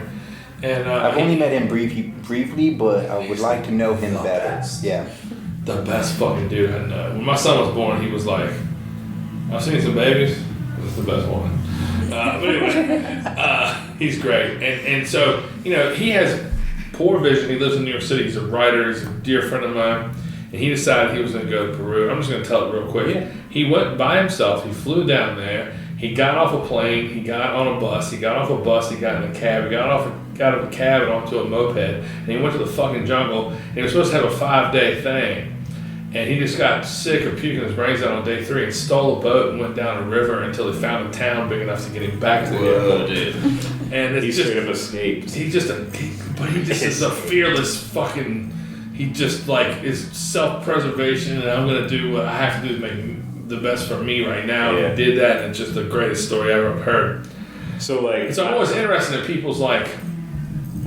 The journey more than the actual experience. It's all kind of a part of it, ain't it? Yeah, I mean, all of it is indivisible from each element or whatever.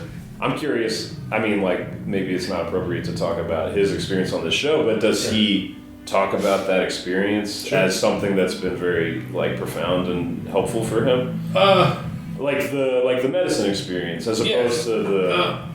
I mean, the journey's part of it, He could tell you better than me, but I think he did it more out of curiosity than the need to heal of something. An awakening. Yeah, right. Or to heal something. Yeah. I think he wanted the experience. Right. I think he is someone who used to drink heavy and quit drinking and had experienced some things in New York, and he's also we're talking about magic and stuff, he's very much aware, and I think he wanted to experience something that was on a different plane, and that's why he went after it. And I think it's also why he decided to bounce. Mm-hmm. It was like, okay, I saw this for what it is. I don't necessarily need it for the awakening as much as I needed it. Or and again, I'm not trying to make. I don't want to make comment on any of that. I mean, I will say that I think ayahuasca is not something that should be approached. I'm not saying it shouldn't. It should definitely be approached with curiosity, but I don't think it should be treated as like an amusement ride. Yeah. Even if you like know that this might be really scary and unpleasant or whatever, but I just want to like see the fireworks and experience the magical, mystical, whatever. Like I think it. But it's not for us to decide. Of course, not for anybody else. But I think if someone were to be like, "Would you recommend it?" I'd be like, "Well, what's your intention? What's your intention?" I don't even know that it's like. I mean, I think anybody could need it or not, depending on what their intention is with it. You know, I mean, you might think I need it, but I don't want it. I wouldn't. Yeah, and I don't think it would be appropriate for you. You know what I'm saying? Like, I think all of us could benefit from any path, but it's kind of like it's like somebody walking around with Jesus pamphlets put in your face. It's like, no, like that's not how that goes. Like Christ comes to you through your heart, not by you forcing that shit on me. You know what I'm saying? Yeah, absolutely. And I'm saying I'm not a Christian, but I'm just saying you understand what I mean. I know exactly. But there is like, when it comes to like a profound medicine experience, there is almost that feeling of, I gotta tell everybody about this shit. You know what I'm saying? Because you're like... Well, I'm highly intrigued and interested in that. Yeah. I want to talk to you very much more about this later. Cool, yeah. I mean, I know Nick wants to... You don't have to go.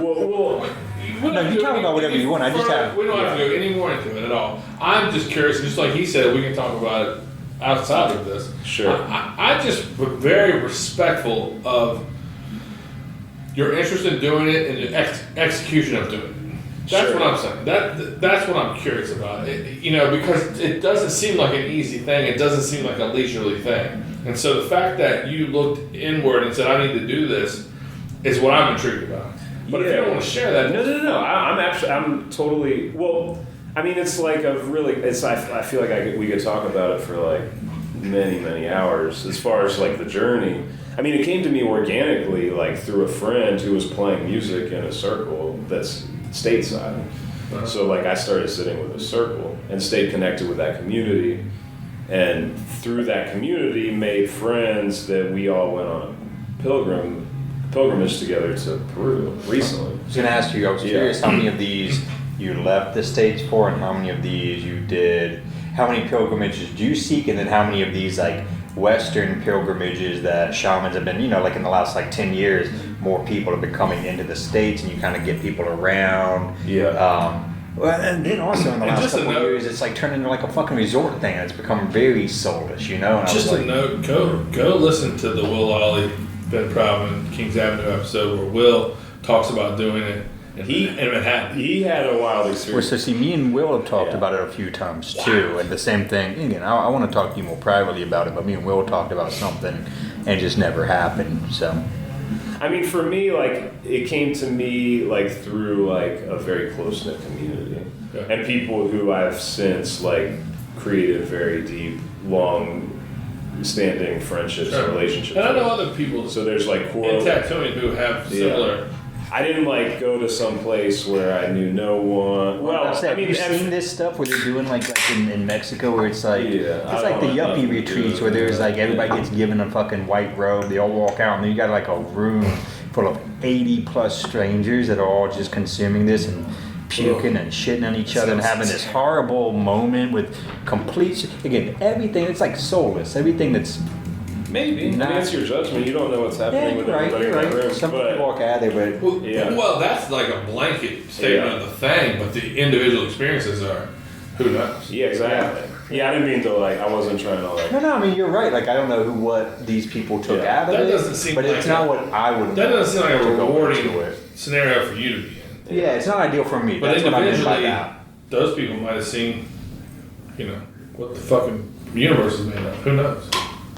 Yeah, I mean, in my experience with lesser things going in, what you bring to the table mentally has a lot to do with what's going to come, or can sometimes have a lot to do with what's going to come from the experience, right? And I know myself personally, if I was walking into a situation like that, I'd be fucking, You'd be like, this is whack. I would be guaranteed it would be catastrophic for me. It would not be a good experience. And I'm assuming, I didn't live this, I don't know. But you need to do it in the woods with like a dozen people max. Something that's a little bit more here for me, whatever that means. You know what I mean? See, I just don't have a... Sorry to cut you off. No, that was done. I had nothing I else don't to say. have any draw toward like when you point at your heart and say I need something, but it's like I don't have it. I'm just fucking fine. I don't look to anything or anybody for approval or guidance and I'm not saying there's anything wrong with trying to open yourself up to the universe or to the world or to yourself, to view yourself differently. Because I'm not as good about it as I once was, but I used to meditate religiously. I shouldn't say that. I used to meditate often as I could and tried to be disciplined about it. And I wasn't great at it, but it gave me an opportunity to observe my thoughts. And I've learned how to try to observe my thoughts in a more objective way and try to consider other sides of everything before I make decisions. And I got here by trying to learn through meditation, right? Mm-hmm. But in general, I don't aspire to be like anybody else or to look at anything other or for experiences for approval. Mm-hmm. I'm not perfect and I'm not there yet, but I'm also like figuring it out internally. Sure. I feel like I am. Sure. I might be wrong. Y'all might look at me like this motherfucker is a mess. I don't know.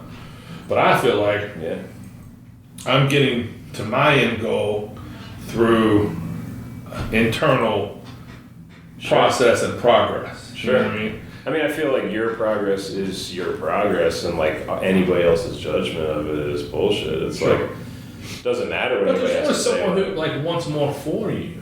You know, like sure. You know, like my wife and my mother-in-law, they're like, man, you know, but you could greatly benefit from counseling. You could greatly benefit from psychiatry because of the wild shit from back in the day. But I'm like, but you have to like that has to come to you in its time. You know, I'm just scared of it. Yeah, you are scared of it. You also got to want to share with a complete stranger, right. And that's a whole different. I don't want to unpack things that are fine in the closet, and that I would immediately probably judge the person I'm talking to. I'm too paranoid for it. Meaning, like you would judge them. I would be like, how the fuck could you help me when you have a college education and I'm a welfare recipient? And you don't know what I've been through, and you correct, yeah. Which is not a healthy approach, which is why I'm not doing it. And also feeling like it's like, what's your motive here, bud? Like, are you gonna tell me after this first session that I just need to start seeing you indefinitely for X amount? You know what I mean? Like, I would be immediately like on the defense. But I don't want to like, tell that person the things I've experienced without them learning. Relatability too. Relatability. Well, also, like, do you feel like your life is at a detriment because of this stuff? No, but people in counseling tell me I'll be more lighthearted and better off. You know, these people that know me. Yeah, but what? But that's people like they're laying their trip on you because they don't know. Yeah, but you all know as well as I do. There's like a lot of high functioning people are like therapy's everything. Yeah. Tons and tons and tons of high functioning people. For me, are like therapy is huge and so important. Yeah, so I'm not discounting it because it's not for me. I just, like you said, don't know if I'm ready.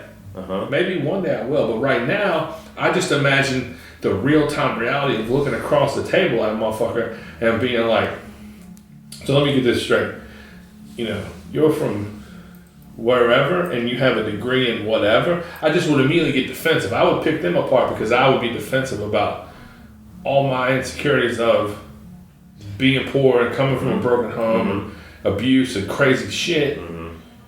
I would be like, how the fuck would you know what I need? And that's not the right approach. Also, too, like, man, whether Maybe, you know, well, whether who knows? you could or couldn't benefit from it, if you're not ready to open up to it, you're not going to benefit from it, right? So you still Right. almost have to be, I would have to assume, in a certain level of being open, acceptable to even get any benefit from it. Sure. But if you go into it, Well, you're I not think ready the idea for is it, that's what's part going to of my come from broken it?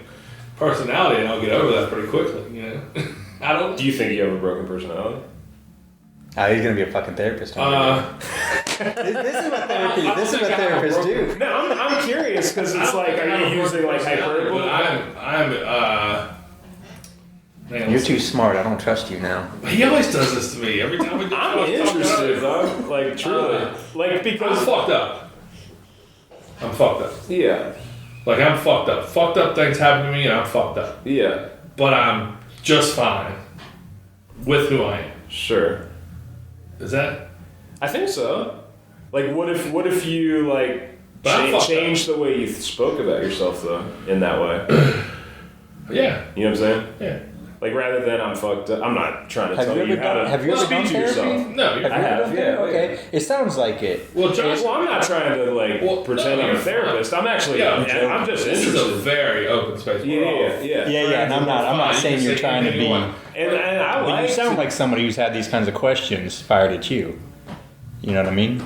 I have. I've read a lot of books too, as I well also, as like my brother and I, you know, part of the reason, as different as we are, why we're like have a moral compass that's similar, I think, is because of our shared experiences, and we just have this continuous theme of it could be worse. That's what he. Anytime something's bad, my brother and I look at each other and we go, it could be worse, and I think that is the undertone of me saying, I think I'm fine, but I know I'm fucked up. Like I'm trying not to linger in my deep thoughts too much because I'm emotional and I will get upset. Mm-hmm. And sometimes in life I go through stages where I'm upset for a long time. And the older I get, the longer I go through it. I used to never have it. I used to just observe like Josh and I would look at each other and be like, somebody would be talking about something that happened, and we would look at each other and be like, oh, these motherfuckers have no idea. And we would just share that.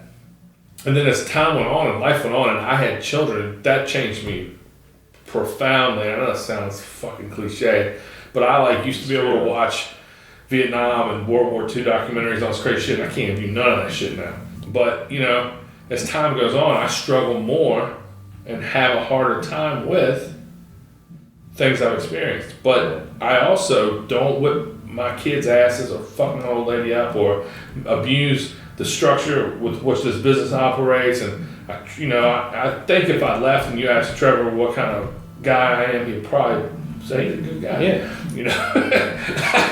I'm operating. All these dudes have worked here for how many so years? Well, and that's the thing too. Everybody here can come and go as they please. Everybody here is good. This isn't like one of those apprentice factories. And also, what are the people here like? They're all really good people. They're all great folks. I mean, I think that's a good way to gauge what am I like as a person. Look at the people that you're around. That's an absolute. If people don't realize that is an absolutely good way to your question. Like, what am I putting out there? Well, look at the company you keep. Yeah. It's like attracts like. So I don't think I'm too fucked up, but I know that I got some dark shit. You know what I mean? Mm-hmm. But I just feel like I should leave it alone. And that's okay, dude. Yeah. Like truly, I think that's okay. it is too. Yeah. But my wife, my mother-in-law, they're like, oh, but you could be free of that, but you don't know what happened. Yeah, you don't know if you're gonna be free from that. You know what I mean? Like that's lot of assumptions. That's why I'm like, but I ain't even told them the truth. So I'm like, you think that I could be free of that, but maybe I couldn't. But also, and I'll just interject for a second with medicine stuff. Something that psychedelics have taught me is there is no getting free of anything. Like your stuff is. I mean, maybe eventually, on some Buddhist nirvana type shit, right. Once you finally ascended however many tens of thousands of lives that you've lived and dealt with all your shit and you're on some bodhisattva fucking master level, whatever, right. Maybe then you're done with your shit. Yeah. But it's you do therapy, you drink ayahuasca, you meditate, you read every book in the world, you fucking talk about all your problems, you get all this whatever. the discovery at the end of the day is you still have all of your shit. Sure. You know what I'm saying? And I think it's really what ends up happening is you learn to have you have tools that can help you navigate your shit, but you can't get rid of your shit. And I think I navigate my shit pretty well. Yeah. As is. Yeah. I mean, I don't know you that well, but I know you well enough to see that about you. But I mean, if I'm not there and somebody says, "What's it like working out?" Okay, you probably say, "Nick's great," or "Nick's cool," or "Nick made me a ham sandwich one day." Totally. Everybody who works there is cool, and it's right. like I'm always busy. So I feel like yeah. because I can operate on those levels, and I have like insightful relationships with my children, I feel like I'm okay without it. But maybe one day I'll change my mind. But right now, I don't want to unpack it because it's not in. You know, like I said, the older I get, what I do when it surfaces, it's a bummer more than it's ever been. But man, I got a great wife, I got a great crew, I got things that really help me. I'm fortunate, and like I said, when I say it could be worse, it could be so much worse. For sure. Like just having coming out of not being a scumbag, like man.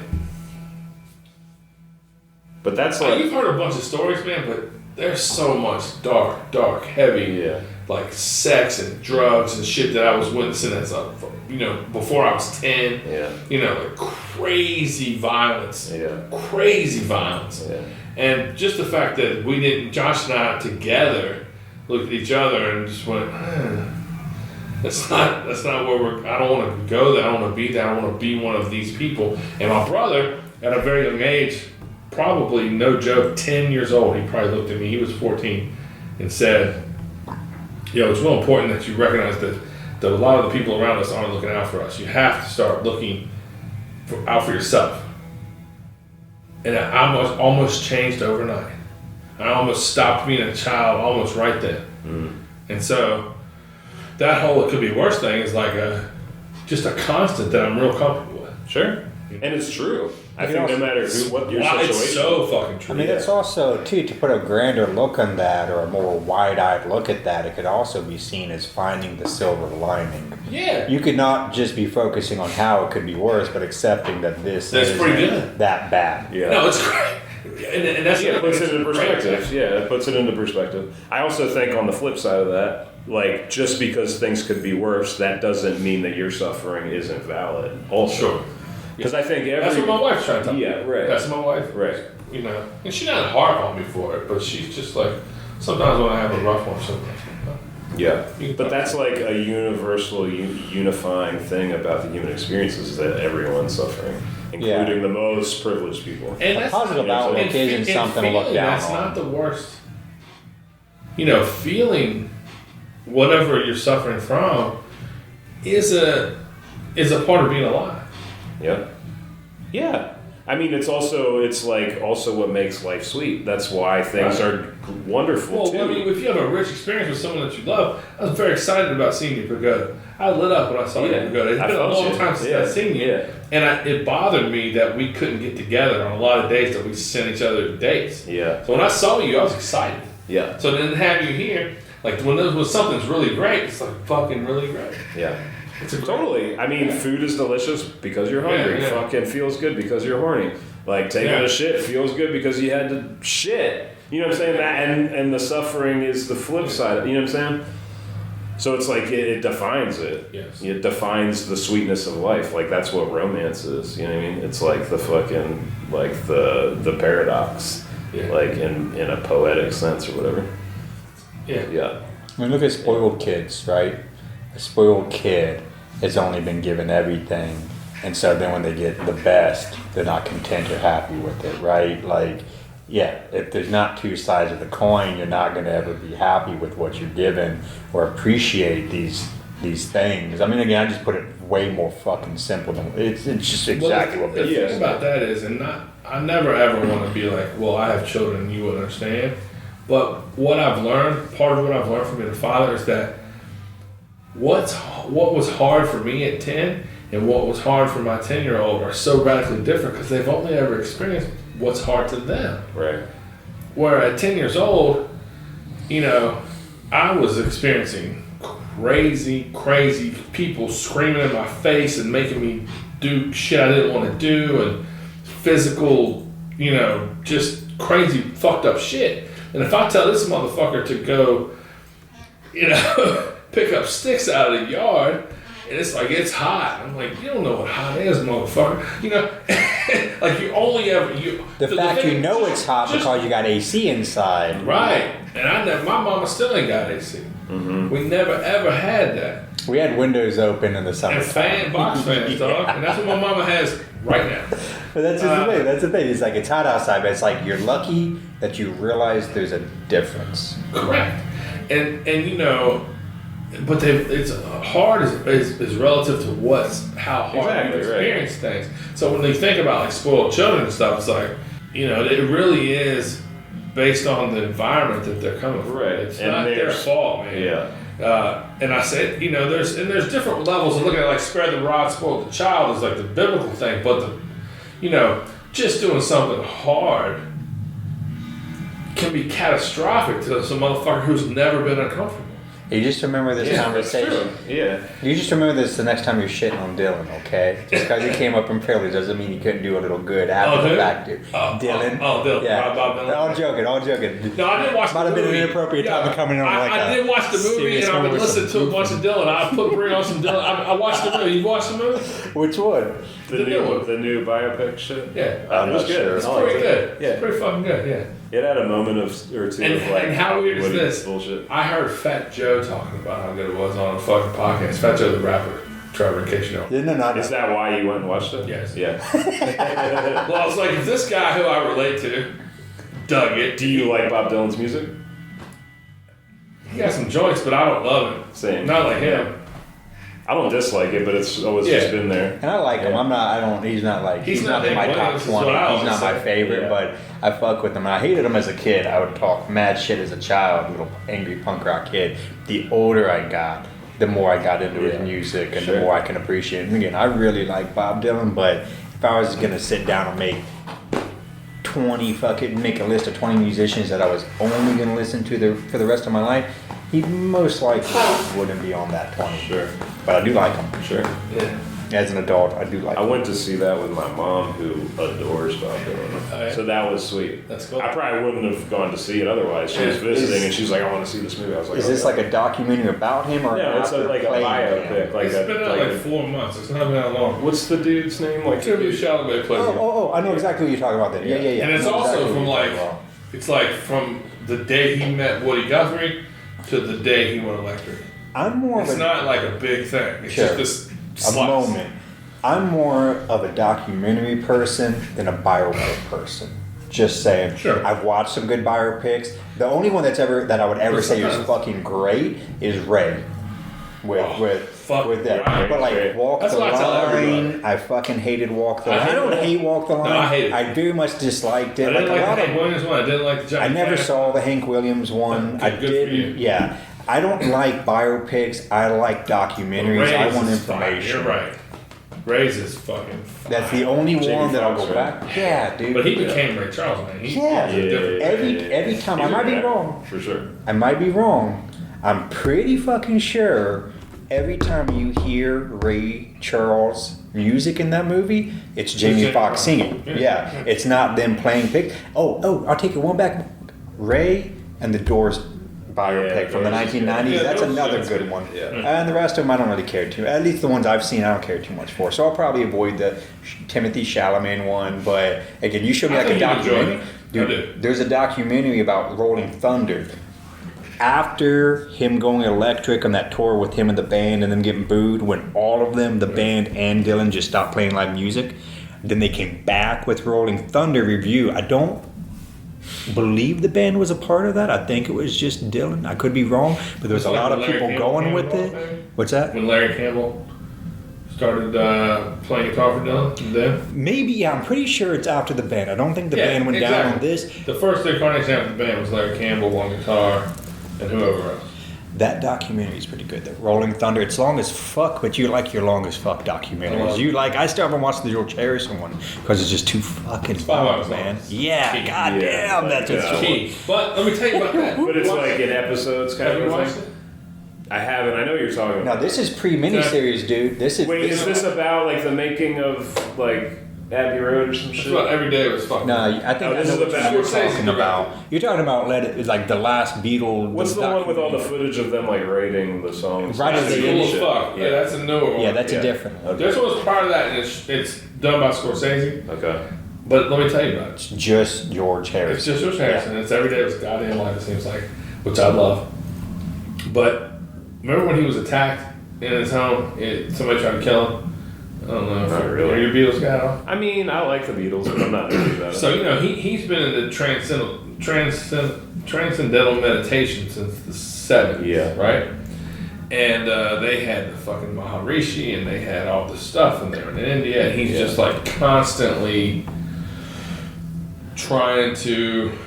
I didn't know until later on, but basically his goal through meditation. To quick side note, not to cut you off, but to add quick little asterisk in there. When the Beatles went psychedelic, I think it seemed, for most people believe this, it seemed more of like a thing or a party or a phase for the other dudes. And for Harrison, it seemed to be very true. And he continued on with it after these guys just moved out of to a different identity. Harrison kind of stayed the same. So it seemed to be more real for him. Mm-hmm. And so he basically devotes his life to it. And I don't know what year it was in the 90s. Some fucking crazy fanatic, someone who was like a Beatles fanatic, who came and broke into his house. He's in bed with his wife, and this motherfucker comes in his house. And when you come into the foyer, it's obviously he's rich, it's grand. There's this big room, and there's these two staircases that come up to the middle, and in the middle is his bedroom. And so he talks about coming out of his bedroom and seeing this stranger in his home, and that stranger's just talking, screaming erratically. And so what he does is he starts chanting at this person. And he was like, if this motherfucker's going to come at me, I'm going to harness my power and direct it toward him. And the motherfucker came upstairs and attacked him, stabbed him. And he said during the attack, he's thinking to himself, I've spent 30 years of my life trying to be in control of my emotions and myself when I transition from this life to the next. And this motherfucker's trying to steal it from me. And this motherfucker's about to steal it from him, and then his old lady hits this motherfucker in the head with a lamp. So the bummer is that chanting and doing his mantra didn't stop this person. Right. But what I'm so intrigued with is that he thought it would. That's what he chose. Sure. He didn't say, let me find a stick, let me find a gun. Yeah. His old lady said, let me find a lamp. And she ended up hitting this motherfucker in the head, and that's what saved him. Yeah. But he was like, I'm going to harness my power. And through what I've been doing through this meditation and through my mantra, and I'm going to direct it to oppose this energy. Sure. I just thought it was incredibly powerful. Even though it ultimately didn't work. But maybe also, like, it could have been preparing him, because, like he said, he was doing his practice as death practice, essentially. Correct. So he's like, I don't know if that was his intention in the moment. Whether or not, now if is the that time, was, though. Yeah. Exactly, to, like, harness his energy and to be able to, like, I just find that leave the wildly world fascinating. Yeah, centered or whatever. You ever read any or look into any Ram Dass? Do you know that name? Oh, bro. He has my favorite quote any human being's ever said. He said, and I've read a little bit, I've listened to some of his... Same too, over here, just a little. I'm not an expert. Yeah, same. But my favorite thing he said was that death is like taking off a tight shoe. Yeah, Or like graduating from the 4th grade early. Well, did you guys see his final thing? I hate to even say this. I always feel soulless to me, but it was on Netflix. It was a Netflix thing. Yeah, it's called Becoming Nobody. Okay. I couldn't remember the name of it. I'm glad you know. Okay. It's him dying. He spent half of his career. I mean, let me retract that, please. Let me restate that. A big part of it seems like the final or the later part of his career was really focusing on death and acceptance of, right? He stood for so many other things. Yeah. And those like final days where they actually filmed it, which is kind of wild. Again, it almost felt, whatever, but I guess it's just him putting more out there. But I guess a lot of people, maybe even like some of the cynics, or even the people who weren't cynical, I'm sure thought, reading his advice, well, what are you actually going to be like on your deathbed, right? Deathbed. And so in that, those final thoughts, those moments, it was only like 20 minutes long, right? It's not long, but it's pretty beautiful. If you haven't seen it, it's pretty. It's them taking him out into the water that and he taking off dies. the tight shoe thing is, when I heard that, it was such a relief to me. Yeah. I don't. I used to be terrified of the thought of death, and then I got, like kind of looser with it. Like, well, you gotta accept it. And then in more recent times, I've been like, really, I'm almost 50 years old. My brother turned 50. My brother looked at me, he went, I'm 50 years old. And so I think about that. I'm like, oh man, that's... You're past the halfway part for most of us. Yeah. And so to hear him say, it's like taking off a tight shoe, I'm like, I know that feeling. I know the relief of breaking a pair of Air Force Ones. Yeah. It's not easy. When you take it off, it's like, there's a bit of pain and throbbing, and then there's just like a release. And there's also like that moment of like trying to get it off, which is probably what it's like when you're at that moment. Yeah. And while I'm not excited to face that, to know that you know exactly what I'm talking about, and the way he put it is comforting to me. Yeah. I love Ram Dass. I mean, honestly, I should know more. Ram Dass is how much that alone means to me. Yeah. I wish I was more. This might. I've never thought about this before, so please, this might be fucking dumb, right? But just quick thought popped in my head. I almost feel like I could say like, I wish I was more of a Ram Dass, but I think I'm more of a Timothy Leary, but I'd rather be a Ram Dass. You get like what I'm personality-wise? saying? No, not personality-wise, but what they both started with, and like, they were partners at first, how that shit started, and then how the two kind of split and like went away from it, right? They went away from each other, but how this like, that kind of mindset at first, that kind of lifestyle and those kinds of exposures to things, you think it's going to be one thing, but then you kind of have these two, and I'm not saying it's only two personalities, but those two personalities, you just saw how these cats were colleagues side by side with the same cause, and then over decades how they were just different people for the same kind of cause in a sense, but in different directions. And while one went far more away from the chemical dependence of such and found a far more spiritual path, versus somebody kind of wore the more spiritual stuff on their sleeve. Some people really think Timothy Leary's like a fucking farce, a fake, a fucking whatever. And I'm not saying that. I don't have any opinion of that dude personally, but you just, for face value, you're looking at the two. And I always felt like, I always question myself, am I really spiritual when I come to this stuff? Or do I just think I'm spiritual because I'm doing it, right? You know what I mean? Like that kind of silly shit. I always wonder. Yeah. I think of the Timothy Leary approach as someone who's not into drugs or medicine as aggressive. And I like the gentle of Ram Dass. I don't really know that much about Timothy Leary other than the LSD stuff. Like Ram Dass didn't become Ram Dass until later. He went to India. Yeah, but Leary's stuff is like, but they started right there. Yeah. Wake up, motherfucker. And to tune in, drop out, or whatever. But I think he was coming at it. And of course, you probably know a lot more about the trajectory of his teachings and his ideals than I do. But I think of someone urging you to take heroic doses of mushrooms as an aggressive approach. And I like the gentle tone of Ram Dass. But I think those dudes were scientists at the time. They were just experimenting. They're like, what is this thing? Yeah, but to tell another human being that you should... Well, here's the big thing, what you just said, right? You're gonna do the heroic dose, and I went into that for many years. I mean, I got to a point where I only did hallucinogens by myself. I still honestly prefer to do them for myself unless I'm a recreational whatever.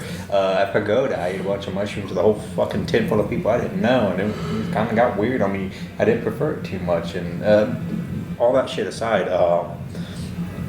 you're gonna do a heroic dose. and walk away from it and keep it up here. You're gonna do a heroic dose and then go out to a bar the next day and tell everybody about it. There's a big difference between those two.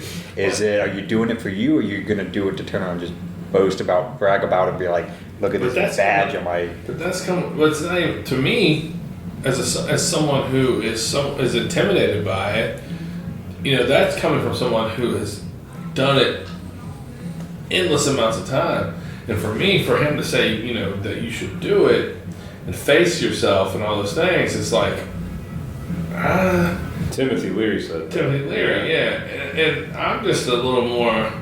Like I said, I wish I was around Das, but I always have the sneaking suspicion, the concern, am I just a fucking Timothy Leary? Well, you're probably changing too. You're more chill than you were 10 years ago, motherfucker. I mean, I hope to think 10 years in, everybody changes, you know, for their sake, right? Well, if a 40-year-old man is the same as he was when he was 20, he was 20 years. That's what I'm saying. But yeah, I just don't think that what's good for him is good for everybody. Oh, that's true, and I think that's to the exact point that we were talking about earlier. And I think when it comes to religion, or when it comes to acknowledging that is when therapy and everybody's their own. You gotta find your own path. The medicine that I've worked with isn't necessarily for everybody. Like you said, it's like maybe everyone could benefit from it, but it's not. It has to be. Your time has to be right for whatever your path is. You know what I mean? So to like force your thing on anybody else. And my favorite Ram Dass quote is, "I can do nothing for you but work on myself, and you can do nothing for me but work on yourself." So in other words, you're responsible for who you are. My trip is not your trip. Yeah. You know what I'm saying? Great. That's I don't want to like end it, but that'd be a good spot to end it. That's a great fucking quote. Yeah. I don't even know how long we've been doing. Oh wow. Hours. Over 2 hours. Many hours. You done? I mean, yeah. You see what the boys are doing? Like I said, I don't want to be fouled. I don't want to just put it into this, but goddamn, that would. If there was ever just a great spot to fucking put a bookmark in, right there. Ben Proudman, loving you, man. Love being here, brother. That was a good time. I lit up when I saw you pick up. Did you I see felt my that, face? and I lit up too. I was so excited. When I was stopped tattooing, and I was just like, you don't have to stop tattooing, but I was ready for that hug. For sure. I took the gloves off and everything, I think. I didn't even give you an elbow hug. I gave you a real hug.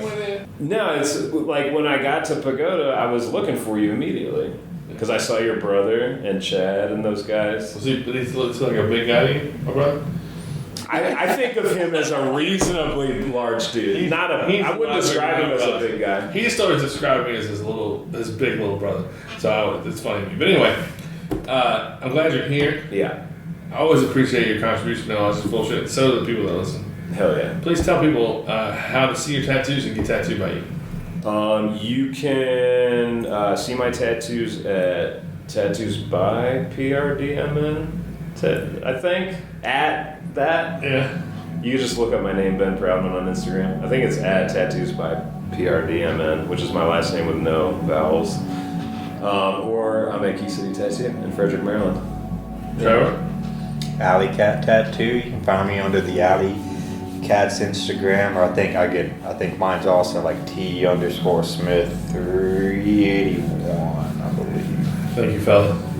Appreciate you. Thanks, Nick.